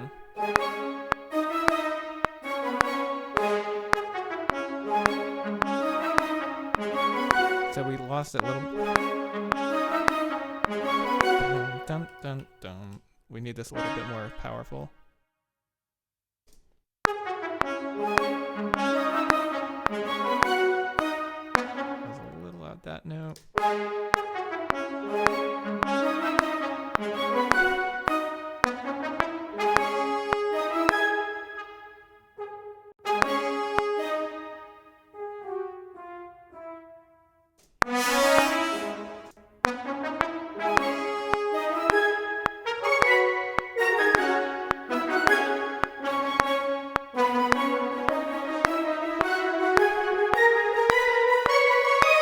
And then these should probably meet up with the bass right there.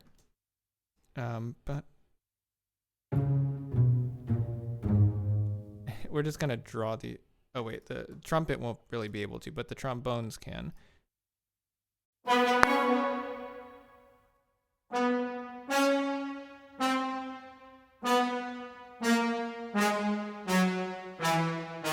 Again, this is not the best way to create a musical performance with just drawing these.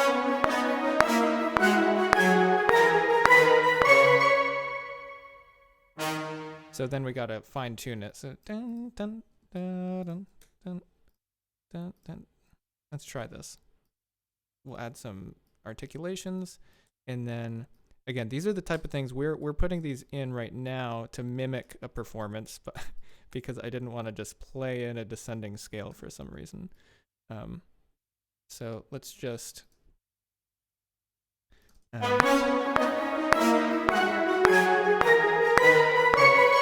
have it come down a little bit in the dynamics, and then we'll have it crescendo up a little bit. That's probably too much. Yeah. Question from Stefan. Is the reverb/delay pretty much set in stone? Kind of. So the mic positions are probably the biggest part of that with these samples. So for example, the trombone, let's just use this as an example because this has a lot of mic positions and it's easy to tell the difference. So basically here's my mic mix. This actually might make it more complicated because there's too many. let's go to the trumpet. So there's quite a bit of trumpet or reverb on the trumpet. Some of it is coming from the reverb that it's sending to, but a lot of it is just built in the recording because it was recorded in a hall, in a scoring studio in the Teldex stage over in Berlin.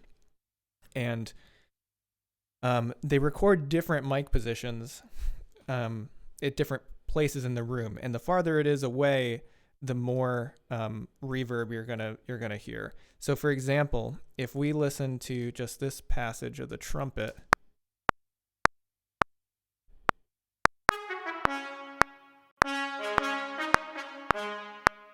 and then let's switch around the mic positions.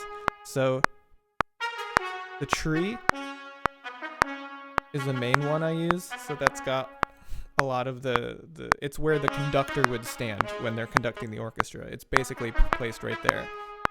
So it's got quite a bit of room sound, but it's not just reverb or too kind of soft.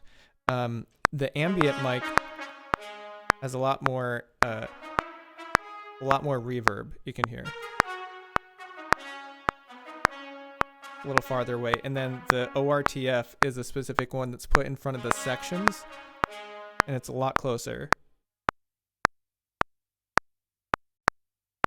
Oh, I actually have it turned down on the send. So let's just go up here so we can take a look. Right here, I have this turned down because I didn't want a really close microphone sound. But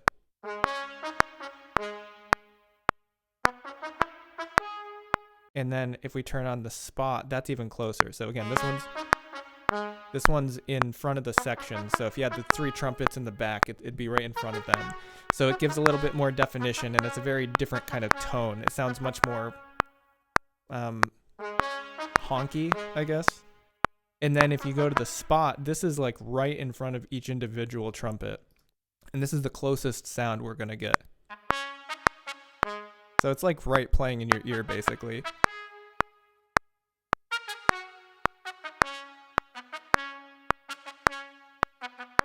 So it picks up much less of the room sound. So balancing those is generally how I'll kind of create the majority of the reverb and the placement in the room.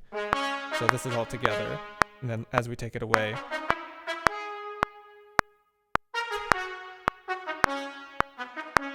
So right now I generally have just the tree microphone playing for the trumpets and the brass. Although I do very often bring this ORTF one or the section microphones up, especially on the horns, because we're pretty accustomed to that. Like, we're pretty used to that in a lot of soundtrack music. They do that for all sections. But I don't know, it just sounds a little bit less, I don't know. There's something about having a trumpet playing or a trombone playing right in your ear that isn't like super appealing usually. Yeah, and less natural too. Exactly. That's another thing, because we're conditioned to hear the music from mostly the tree microphone. Like, that's what is kind of the base for most orchestral recordings that you'll hear. So obviously you're going to hear mixed in different types of mics, but that's going to be the base for that. And then I just have the output of that. Actually, I think it's the full brass section. Just sending to my additional reverb, which is pretty low, but just helps to unify it together. 95% of these instruments are all orchestral tools, and one of the reasons, I mean, I love their company and I love the way that they record and just their philosophy, but they're all recorded in the same room, so it makes all of the stereo image and everything much easier for me. Oh, you always prefer dry instruments? Yeah, I mean, sometimes I definitely lean into that. Like, I'm actually using, I do like that too. Like, if I have to combine a lot of different instruments, I would much prefer to have them all dry and do the work to put them in the same space, for sure. Like this harp I pulled up earlier. It's just recorded dry. So I'm going to have to make that fit with everything else. And there's actually a scene I was working on in Seafaring. I'm not sure whether it's going to be like captain's cabin yet or like trader's store. It's going to be in one of those scenes, but I was using much more like close microphones and dry recorded instruments, just to have that more intimate sound and to have more control over the placement of the ensemble, and just to create something a little bit more unique, because I was going for a little more odd sound for it and a little bit more contained, thinking about being in an enclosed space rather than a wide open kind of a orchestra with lots of room, lots of space recorded in it. Thanks for the question.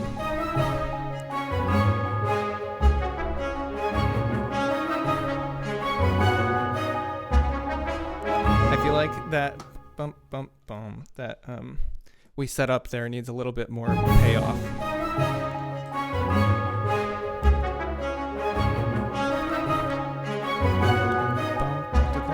I think it needs to continue here.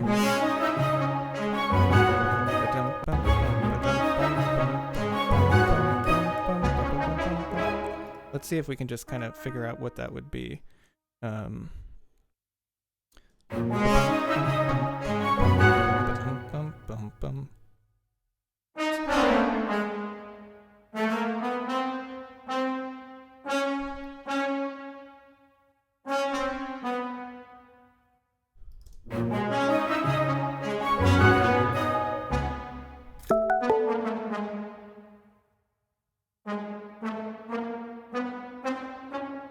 Let's just see if this sounds okay.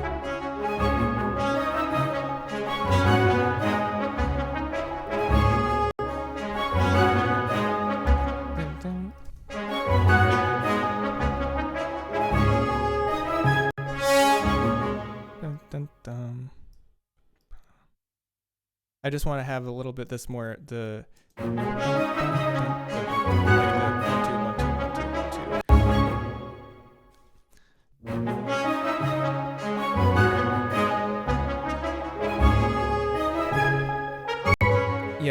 Yeah, I agree with what you said, that you like the idea that the ensemble for a space can physically fit in the space. That is kind of, there's something weird about if you were in, I suppose it would depend, but if you were in like, I don't know, having a enclosed, like if I was going to write a scene, music for a scene that was called like Home or something, I don't generally think like big grand orchestra sitting by the fire. Like it feels more contained. I would be thinking, if I was actually listening to live musicians in that room, it would not sound at all like that. Even if you had a full orchestra thrown into that room, it would just sound way more dry and very different. So I definitely, I don't always hold to that. Almost all the music in Pocket Bar has been outside though. So as we move towards indoor scenes, that would be interesting. You know, like the couple I mentioned, we'll see how that turns out. I suppose in sci-fi, there's a couple that are out that are indoor. So like Command Center and Space Station, but those are pretty big, right? I was imagining like a big open command center with lots of computers and stuff. So, that has a lot of reverb in that scene, that's for sure. And the same with Space Station, like that I was thinking kind of if you're thinking about reverberation around a big open space, it'd be potentially even more than, or it technically would be probably in real life a lot more than outside. So some of the sci-fi has the most reverb on them. Definitely some of those.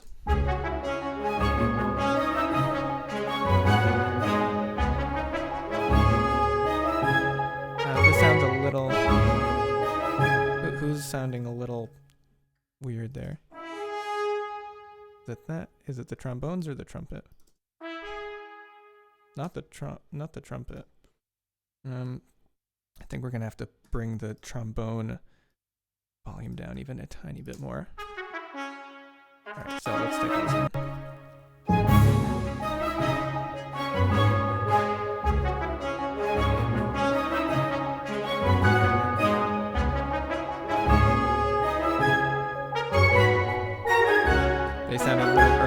dun, dun, dun. The other ones might be. Yeah, they were a little early. I heard that. Not that quantized, just a little bit more. Also,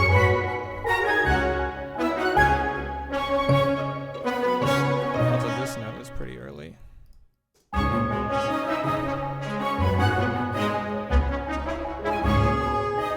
Oh, I was probably bringing the trumpet doesn't need to go down there. It's just the trombone. Let's bring them down even a little bit more.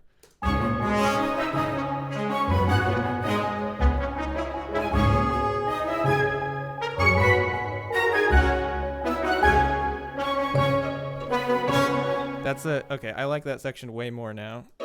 Just having that counter line adds so much depth to it, especially when we're trying to have like create a busy deck. You know, we want a lot going on. It shouldn't just be open and empty. We're not having, you know, ship deck at night. This is busy.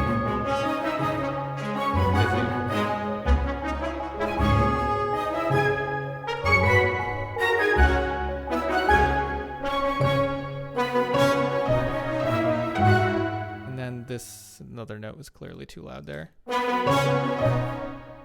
There.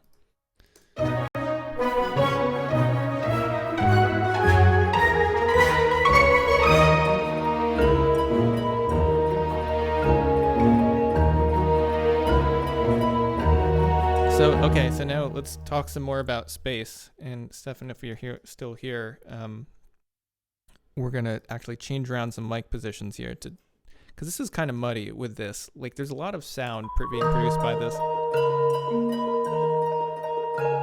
First of all, that marimba, we do not need to hear all that low end, so I just put a low cut on it. The harp, same here, because we're trying to. This is recorded in a dry space, and it picks up a lot more bass. So I'm going to send this more to the reverb and turn the volume down because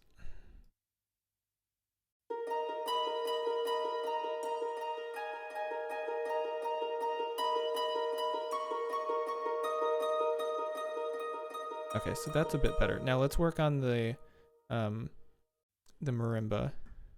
Oh, that's not the problem. It's the Celeste. So that's just taking up a lot of this space right here.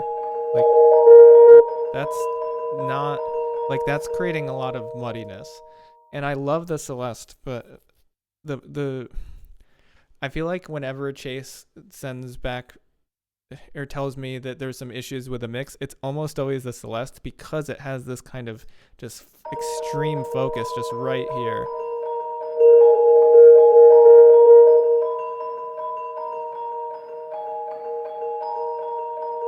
So we could mess with that with the EQ, but before we do that, I want to try to fix it a little bit with the mic positions if we have options.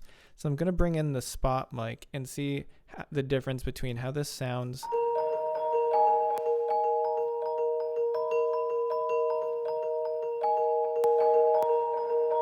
So we're not getting as much of that build up there with the spot mic. And it's because it's not just resonating around the room and being picked up more and more.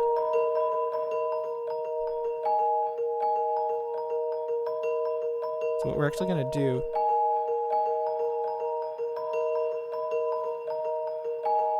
is take down the high end on that a little bit. Actually, no. Doesn't really need that. I am going to take...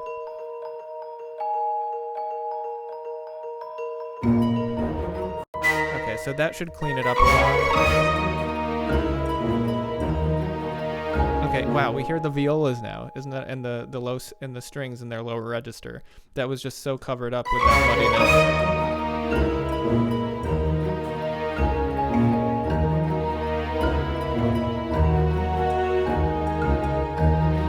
And in fact, it's just really when it goes down to it's that A flat. So I'm actually gonna remove. We're gonna do something musical to actually fix this. And what we're going to do is have this be the bottom part of the wave where the velocity comes down. Actually, I can do this just kind of like dragging that down. And we're doing this to make these notes quieter, but instead of just turning everything down to take it out, we're going to just make it part of these waves of sound that we're trying to kind of create the impression of these waves, since we're at sea. So we can use that to enhance it.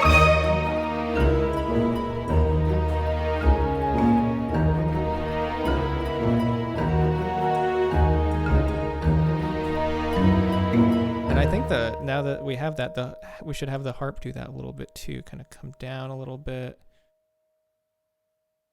And they're going to be kind of, it's like 4 measure waves, and then we can bring this down and have it go up. Definitely not that high. So I think this is actually going to add a lot more musicality to it.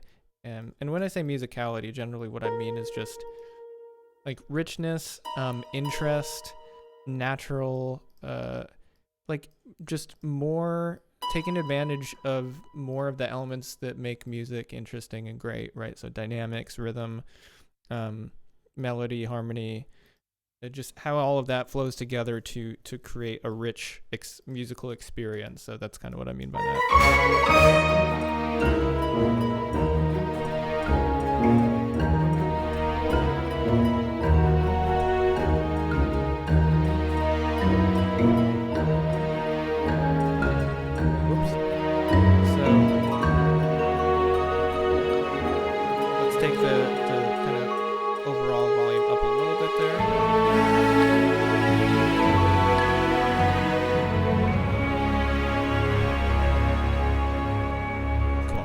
Going back to the barrels of rum part. Let's see if we can clean this up.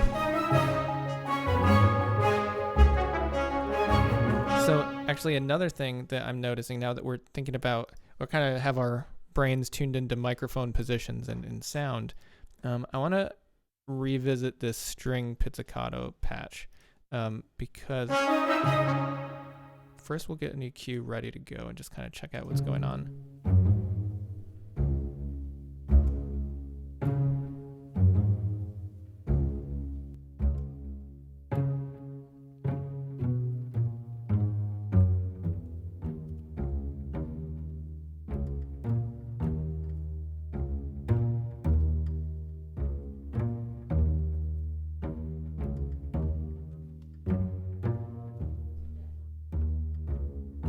Okay.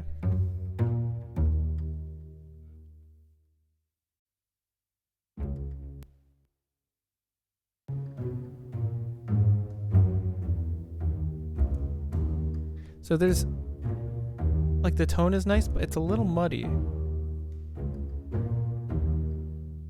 Whereas when we put just the close mic, it just sounds a lot cleaner. So I'm actually going to change around.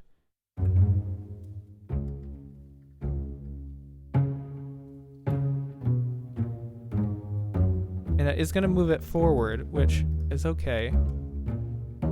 Pizzicato strings are usually pretty quiet. They're very quiet. So very often I think they kind of boost the microphone position on the string section there to turn them up. So that hopefully will still sound pretty natural.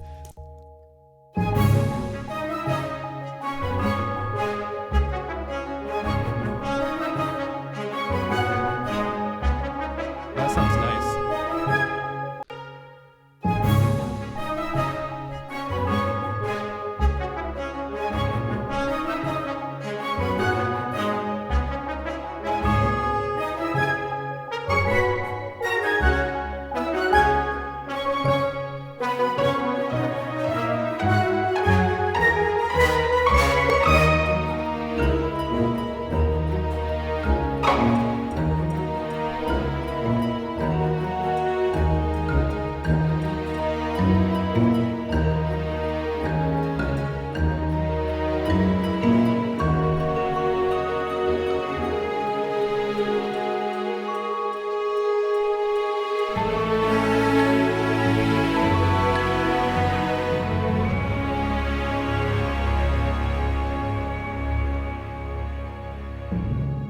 Okay, we're getting closer. So I would say we're most of the way done, but to get it to really where I'm trying to have the Seafaring quality be at, it does need a little more work.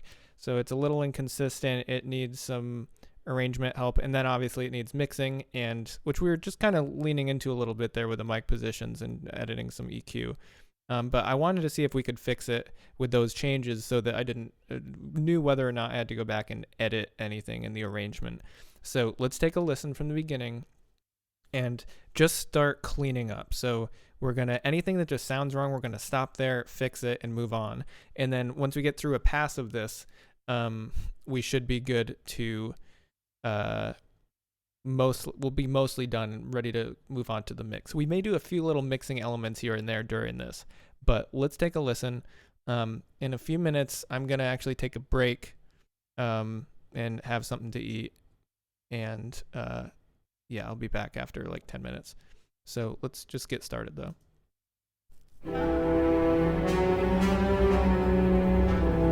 Okay, that needs a key switch. It has it. It just, we started too early.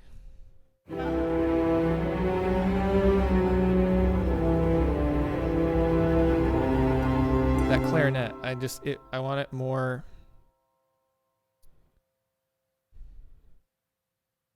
It's a little dark. It's a little.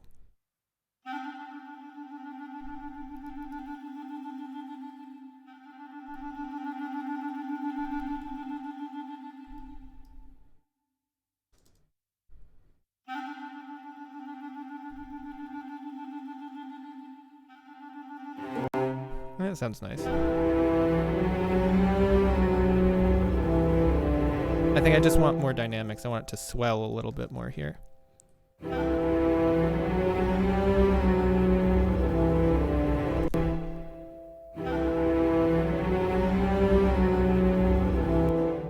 Yeah, there we go.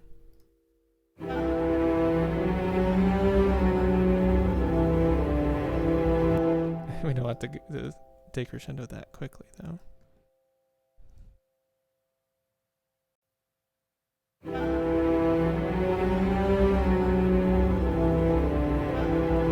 Okay, and we don't need that. Oh, it's retonguing because it fades off. I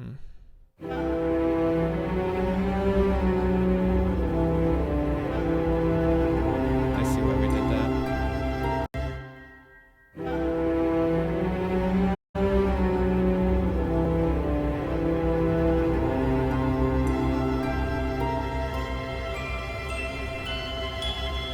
We should make sure that this plays as long as it can.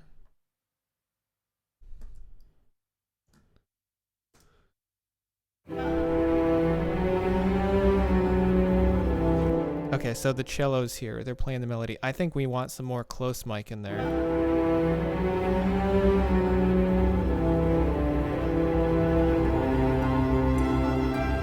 I guess we already have quite a bit.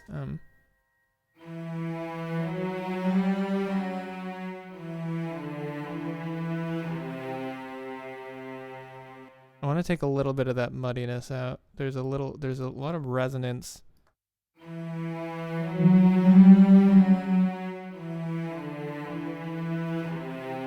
It's a very slight decrease.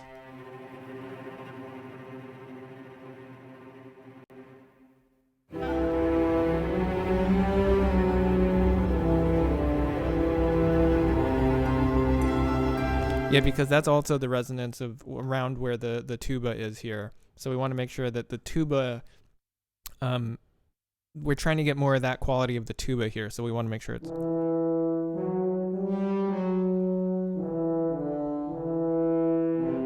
So we had already brought the closer mics up here for the tuba.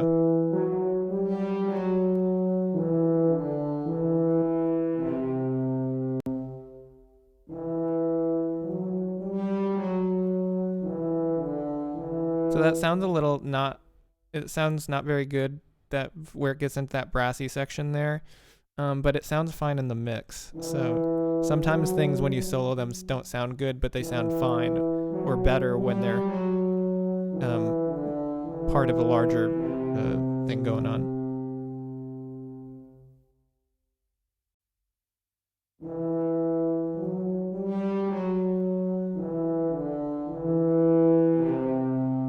I think that close mic's actually bringing that resonance up a little too much. Let's take a listen with that all the way down.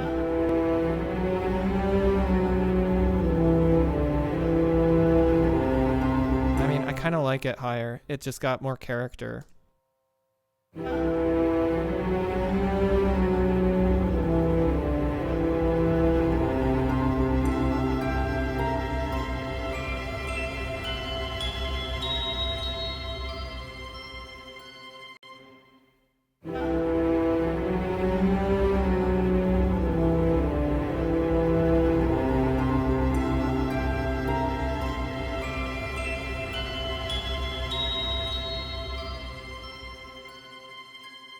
I think we need a little bit more of that violin a little bit sooner.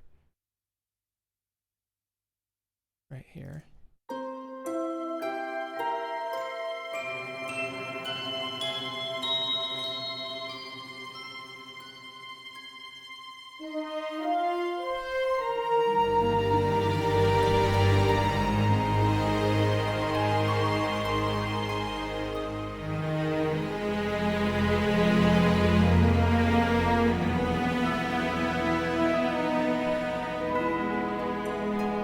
So right there, for example, that sounds nice. I like the assortment of instruments and textures we have, but we need to blend them more. It sounds a little too disconnected. Like the cello there is just, it doesn't need to be that loud. It should have already come down.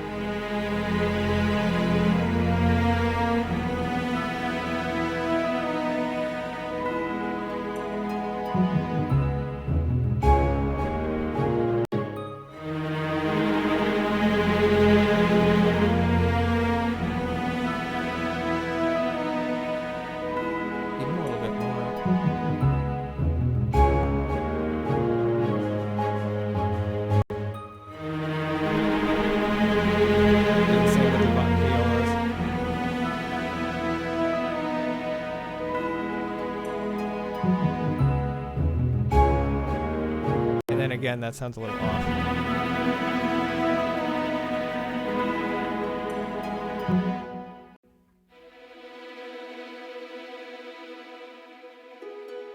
Back from the beginning. Here we go.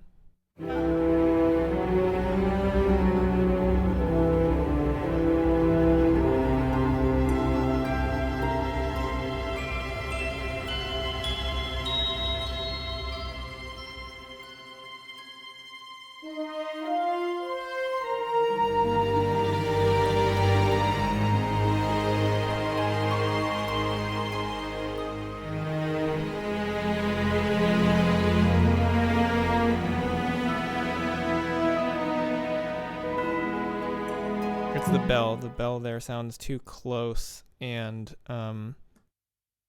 too hard. So let's bring the bell close mic down and just see how that is. Send a little bit more to the reverb too. And the harp also is just sounding too close. So let's bring the high end down on the harp a little bit because that will make it sound a little farther away.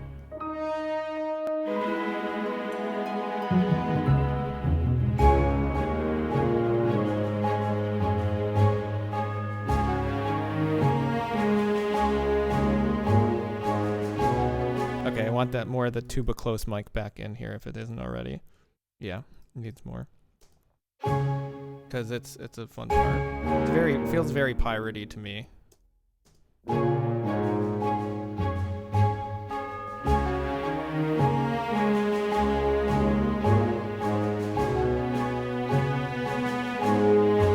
a little too much.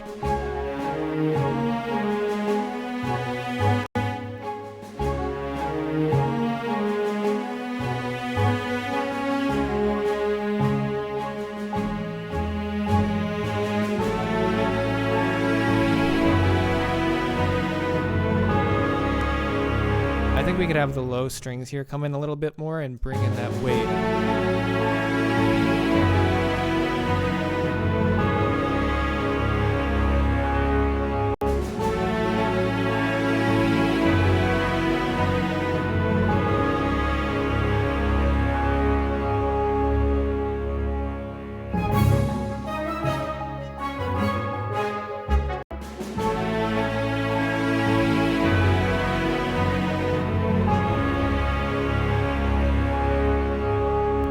think it was better before.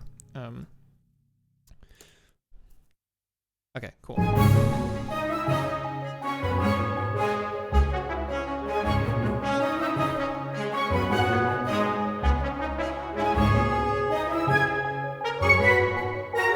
Okay, so here I'm just feeling close mics. I'm glad we got talking about the microphone positions, because here I'm also feeling the cellos need the close.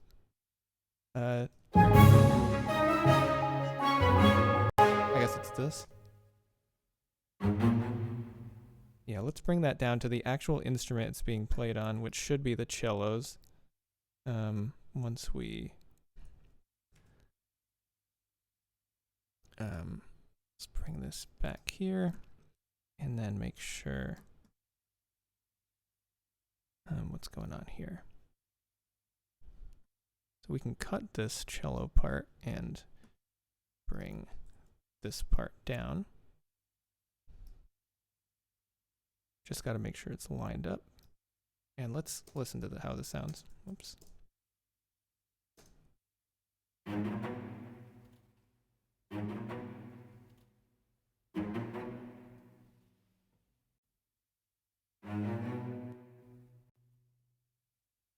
Interesting.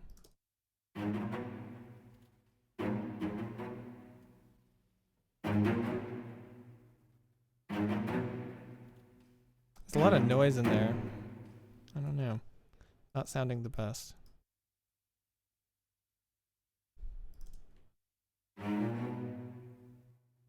I think we might need to throw a different cello in here. So I'm going to just duplicate that cello track. We're going to go in here. This is it's got a lot of variations in this cello. This is the Berlin Symphonic series ones. But I don't know, the shorts there just weren't exactly what I was looking for. There's too much noise and I don't know, it wasn't quite the right feel. So let's bring in, just do staccato, spiccato. Probably gonna use spiccato serial, actually. Different kind of serial than Cheerios. Let's go. I think those are the only articulations we need at this moment. I'm also gonna save the project in case it crashes, because I don't like these samples loading in so slowly. Be F sharp -2, G -2, and this can actually be right above that. So hopefully we're not like maxing out the RAM, which is definitely a possibility because I've added more and more samples to this session.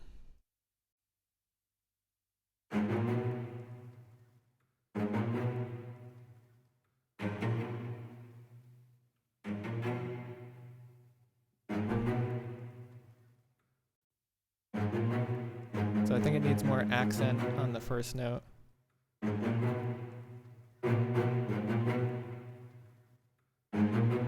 And that should be okay. And now let's get the mic position sorted out, because the whole reason I'm doing this is because I want the spot mic here. I want this to sound close. I want it to sound very, I don't know, there's a piratey sound to that. So let's just bring down the tree. There we go. Much better.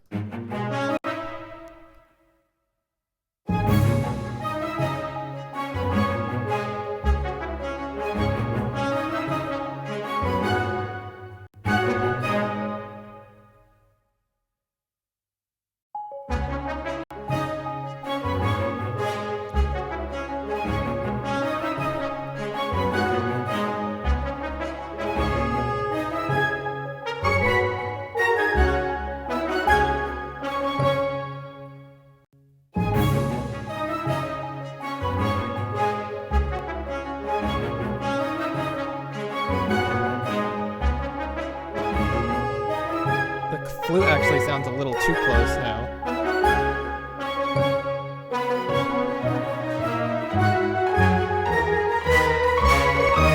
It might actually have been the piccolo, not the flute. So I'm just going to turn both of their ORTF mics down, the spot mics down. Oh, yeah, it's definitely the piccolo.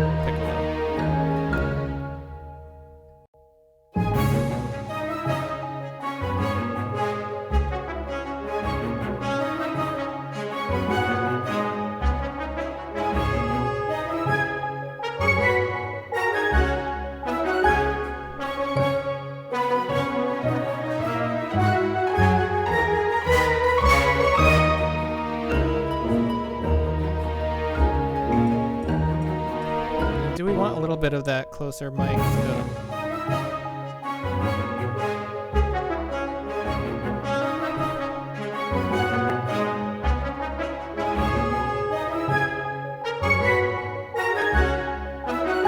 I like that. Sounded nice.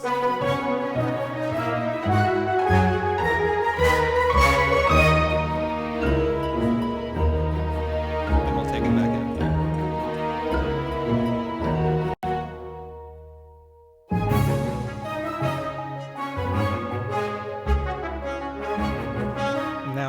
Now let's do that with the marimba. I want some close mics here.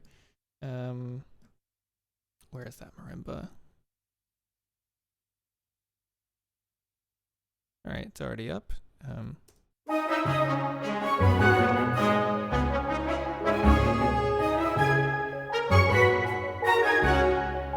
I just want a little bit harder.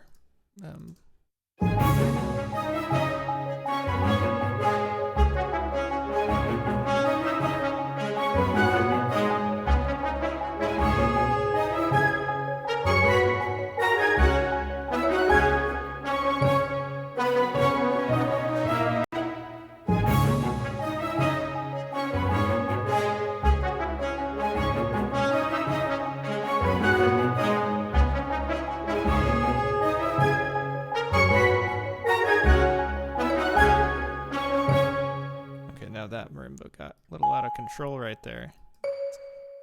Gotta calm down. All right.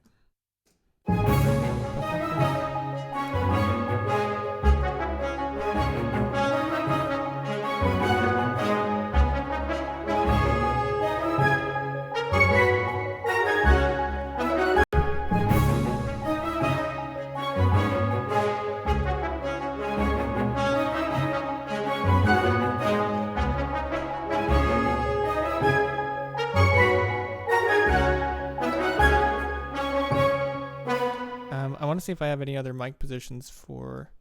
I do actually for this. Oh,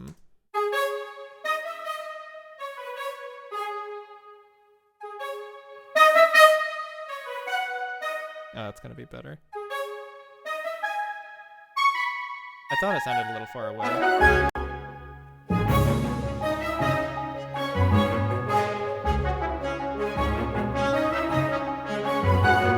Gotta bring the horn ORTF mics up too, because we're doing the same with the other brass. We're just kind of bringing everything a bit forward here.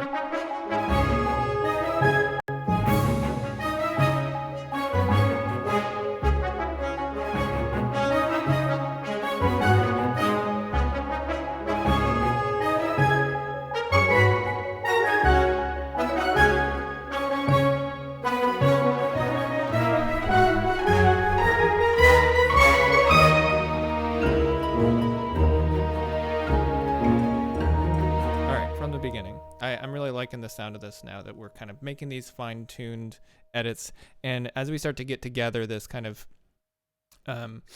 this sonic spectrum where it's balanced and it's warm and it fills out the whole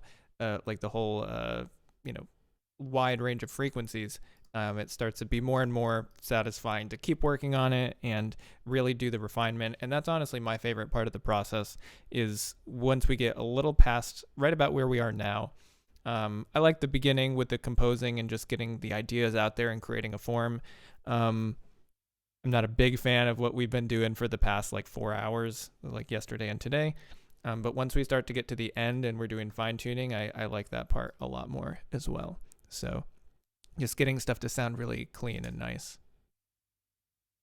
All right, cellos are too loud. I'm going to turn them down a tiny bit. Or I could just bring the dynamics down a little bit. That'll be more natural. Back to the beginning.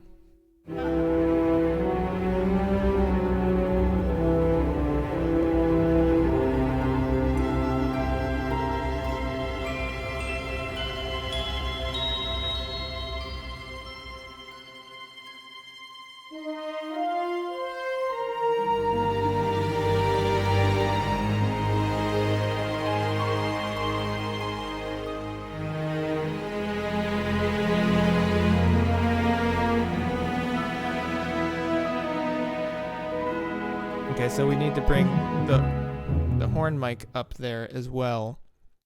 We shouldn't have brought it down yet because it's got to be a little bit more present.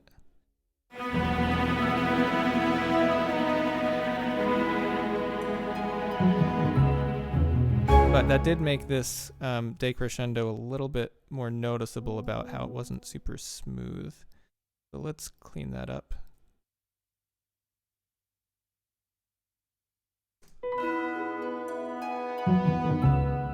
Yeah, that was better. Not we gotta have it fade out a little slower though when it comes to here.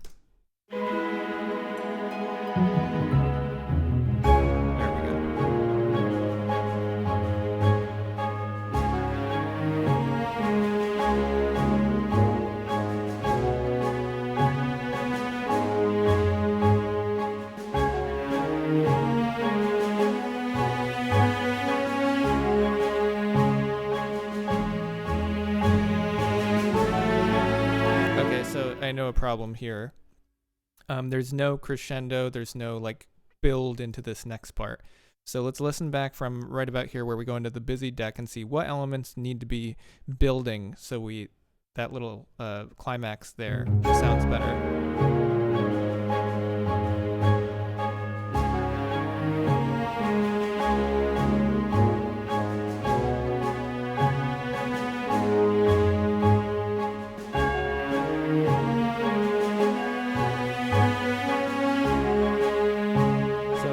Here could be a little bit louder and not be so early.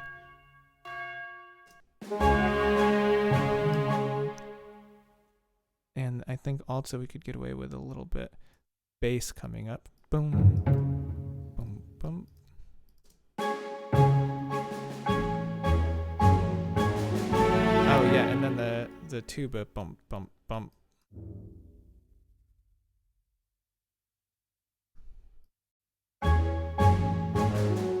And tuba needs to not be late because it's already naturally late, so.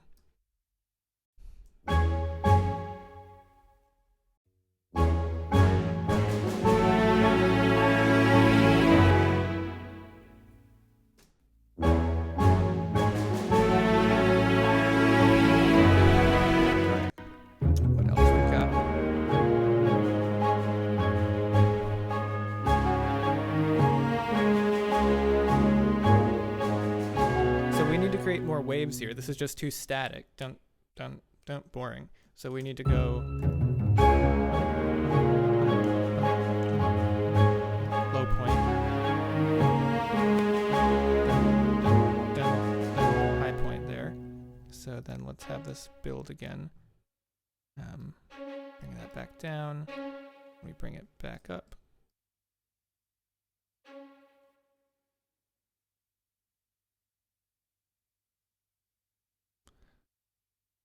This is going to be subtle, but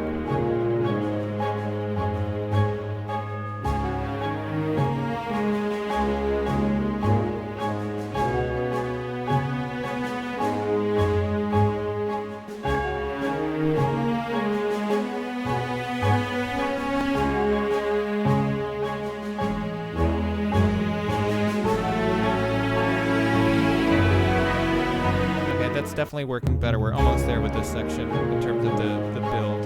We just need to have that be present here. I think this is actually going to be easier to...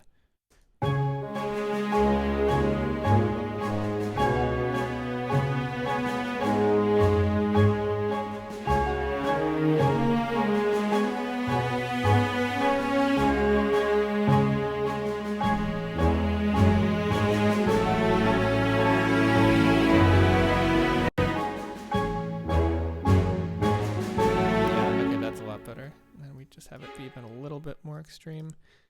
There we go.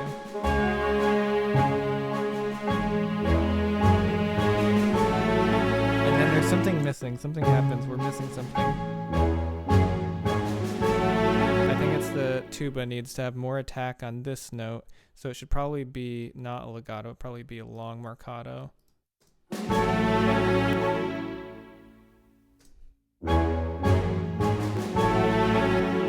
a little better. Let's see if that changes anything.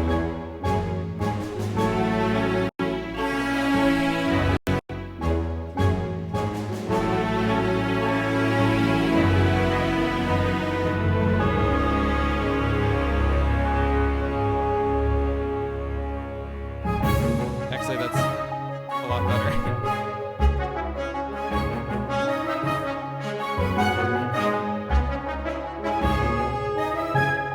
The trumpet or the trombone is too close. I'm not sure which one. Let's listen. I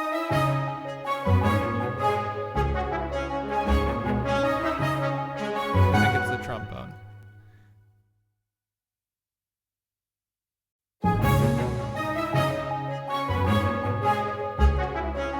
Yeah, that's better.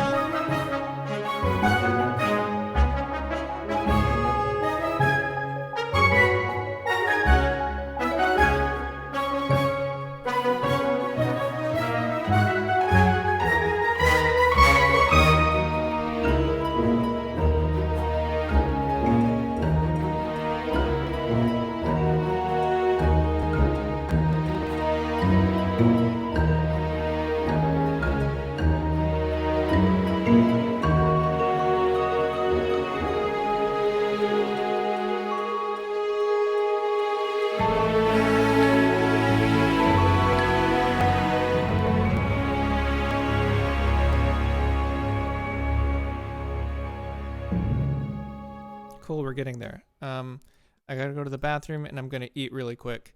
So if you want to stick around, I'll be back at... How fast can I eat? That's a question we'll find out. 7:55-ish. So if you're able to stay around, we appreciate it, or I appreciate it.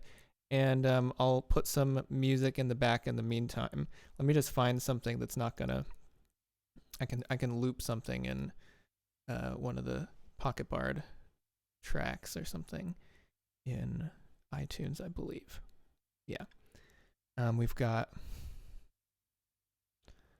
Let's see. Starship Battle. Any requests for a elevator music while we... Oh, here's one. This will last a long time. This is from Sci-Fi. This is from the Unknown World, which this is like 11 minutes long. So it's basically imagine a new world, a new planet that's kind of creepy. Eventually, once I have the desktop version of Pocket Bard, I'll just have that playing when I take breaks. But to highlight new scenes. But we'll just play this for now, and I will be back soon. And I'll put it on the coming back, what is it? Be right back page. All right, see you in a little bit.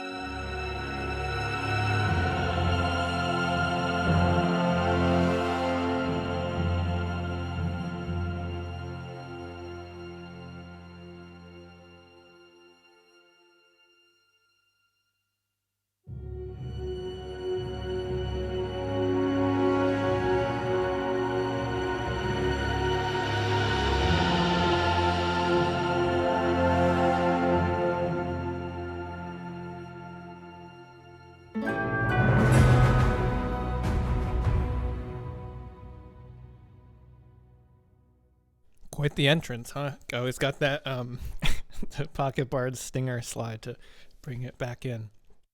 Hope you didn't miss me too much.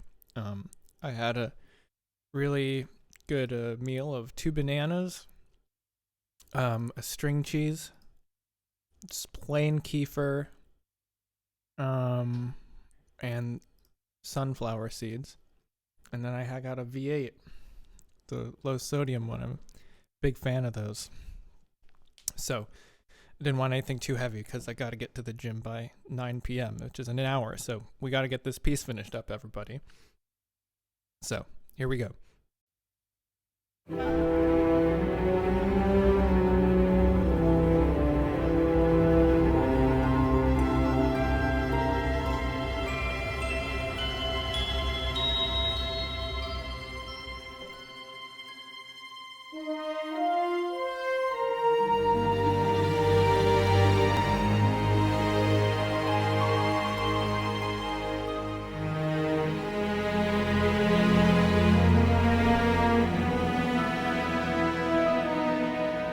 So I feel like maybe right here, this cello part.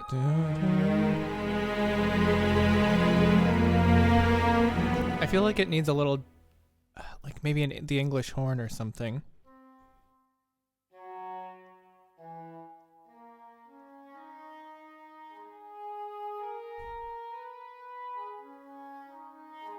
Let's try that.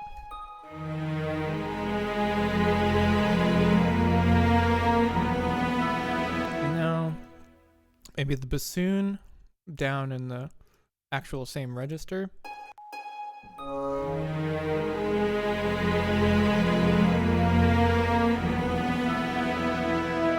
Yeah, I think that's actually what I was looking for. And also it needs to come in a little bit better. There we go.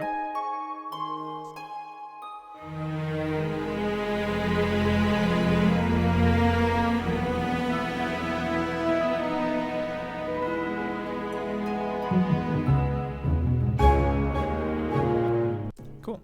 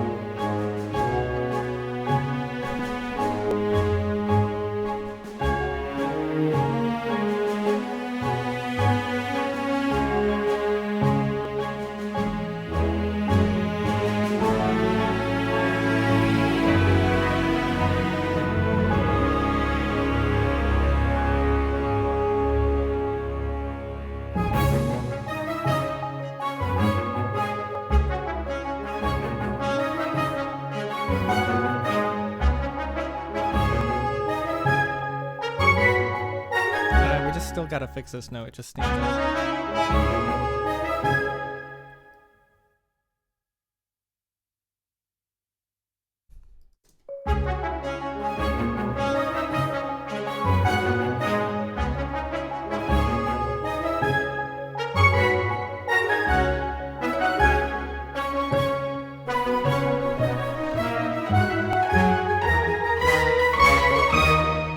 And then also clean this up.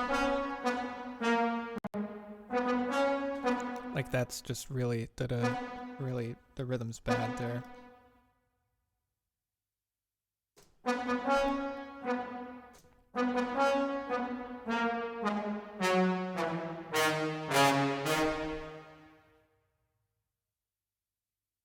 That's okay. Let's listen to the trumpet. Trumpet just sounds really nice. I like this trumpet 3.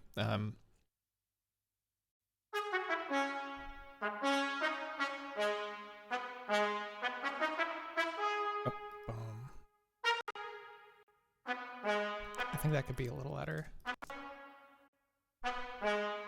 Yeah.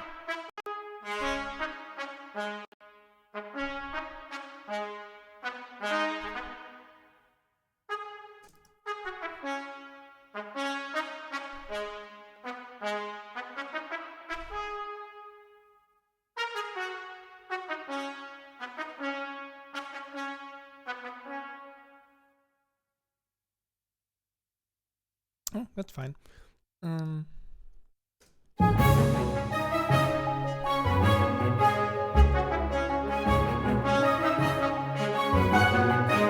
Okay, so let's clean up that other little counterline. It dun dun dun.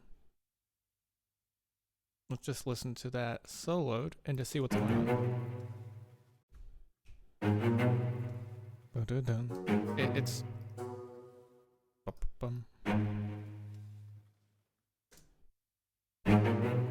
better.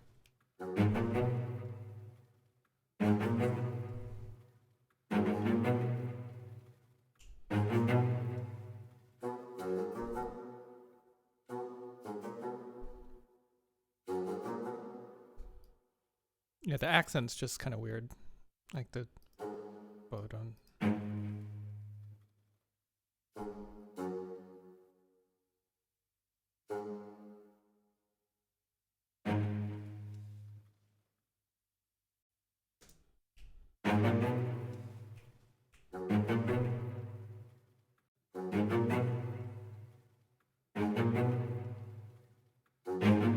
I think this needs a little bit more quantization.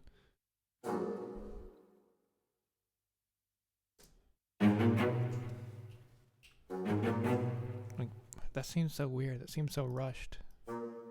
Oh, it is. That's why.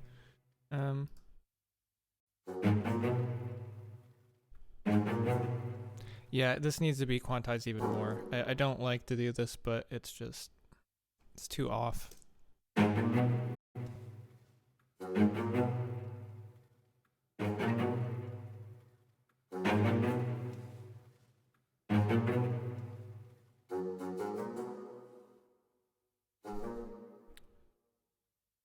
So we should actually just merge these bassoon parts together so they're not all getting lost, and then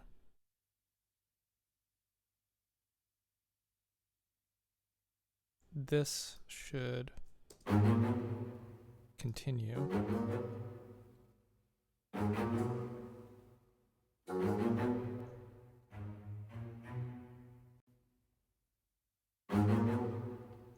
Why am I hearing that like on the left side? I feel like I'm hearing this on...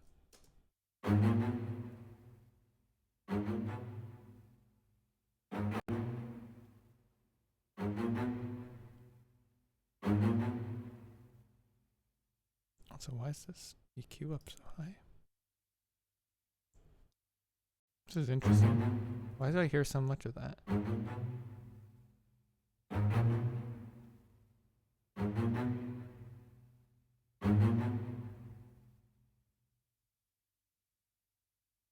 It's weird that the basses sound like they're on the left side. Is my headphones on backwards? No.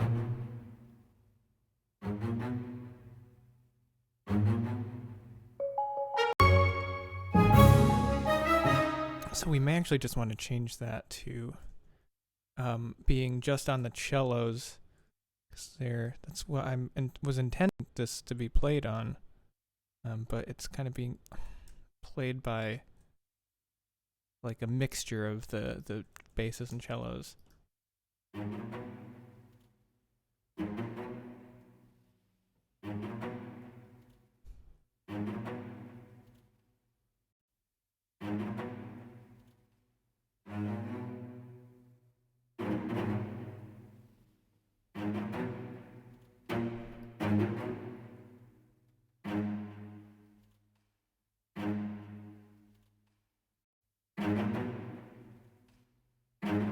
If we mute the other one and listen.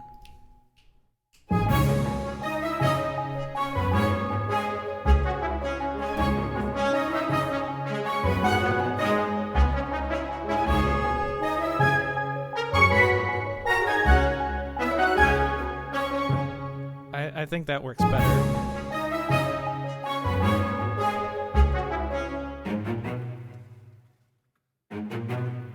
We'll have both cellos play it.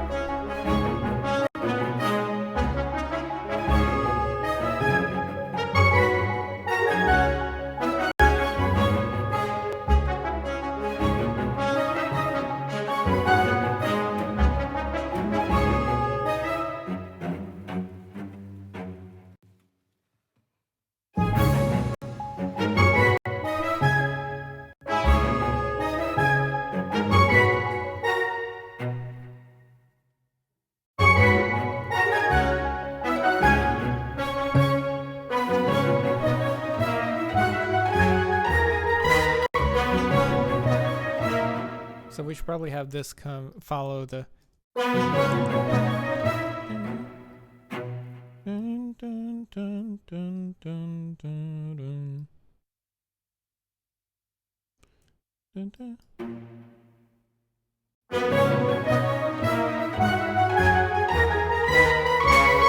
gonna play it in this time.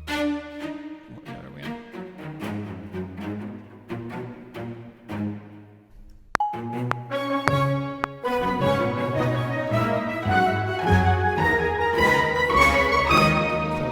Were basically every single one was wrong, but we can fix that more easily than we could have just played those in.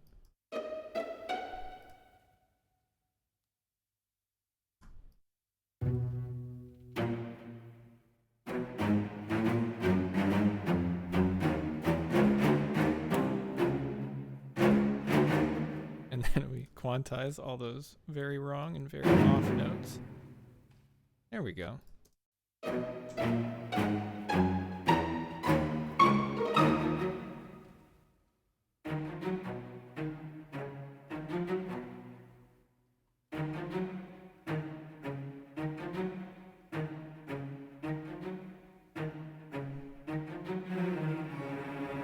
It's kind of weird that that's on the cello. Sounds like a viola line to me.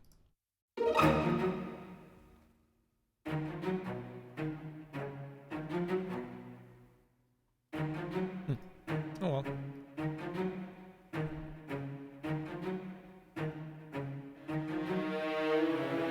This might be kind of muddying up this section here.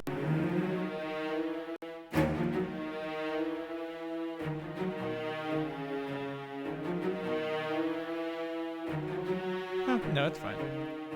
Okay, I'm liking this. We're getting sounding pretty good. Let's go back to this section.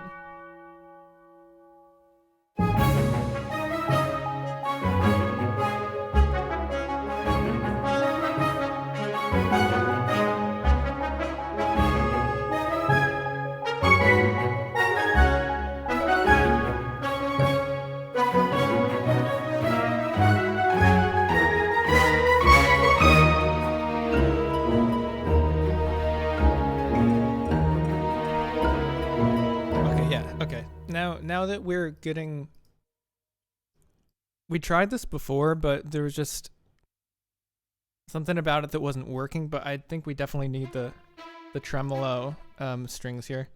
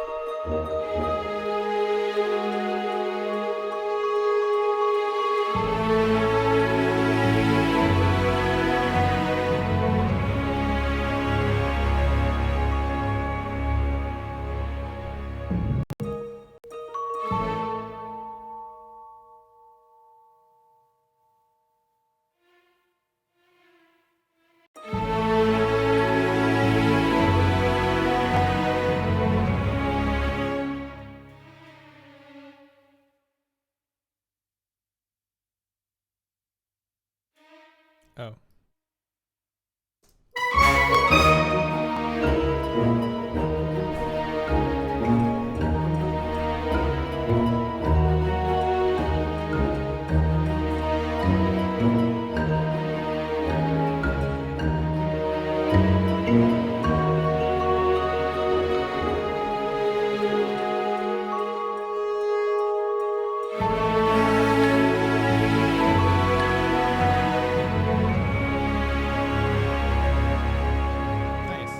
Doing pretty good.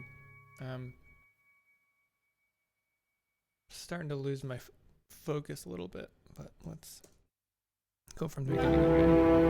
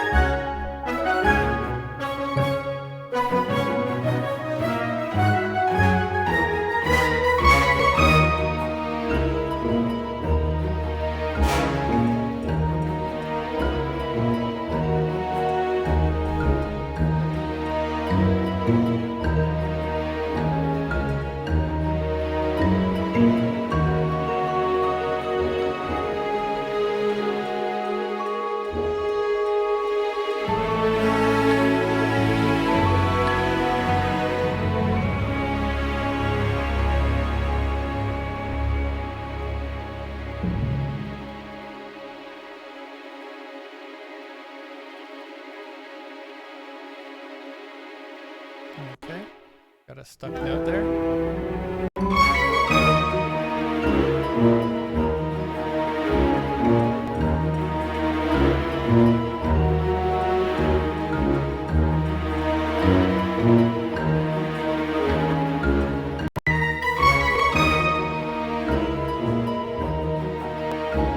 Maybe the men's choir there.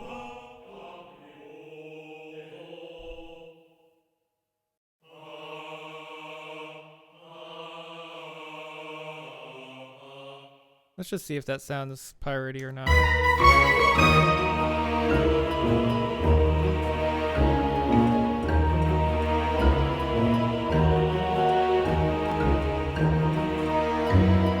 It sounds fine, but it kind of...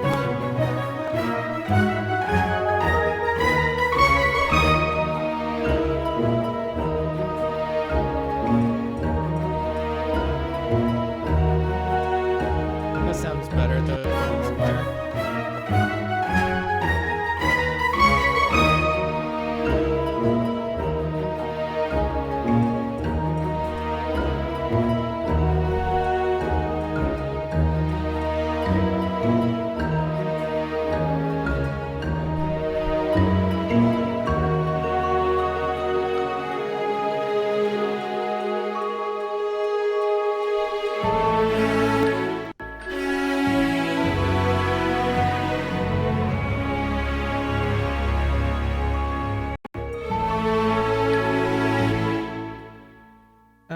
Cool. Well, I'm gonna head off now, so I'm gotta get some stuff to do, but thanks for tuning in, and I appreciate you being here, and I will see you next time.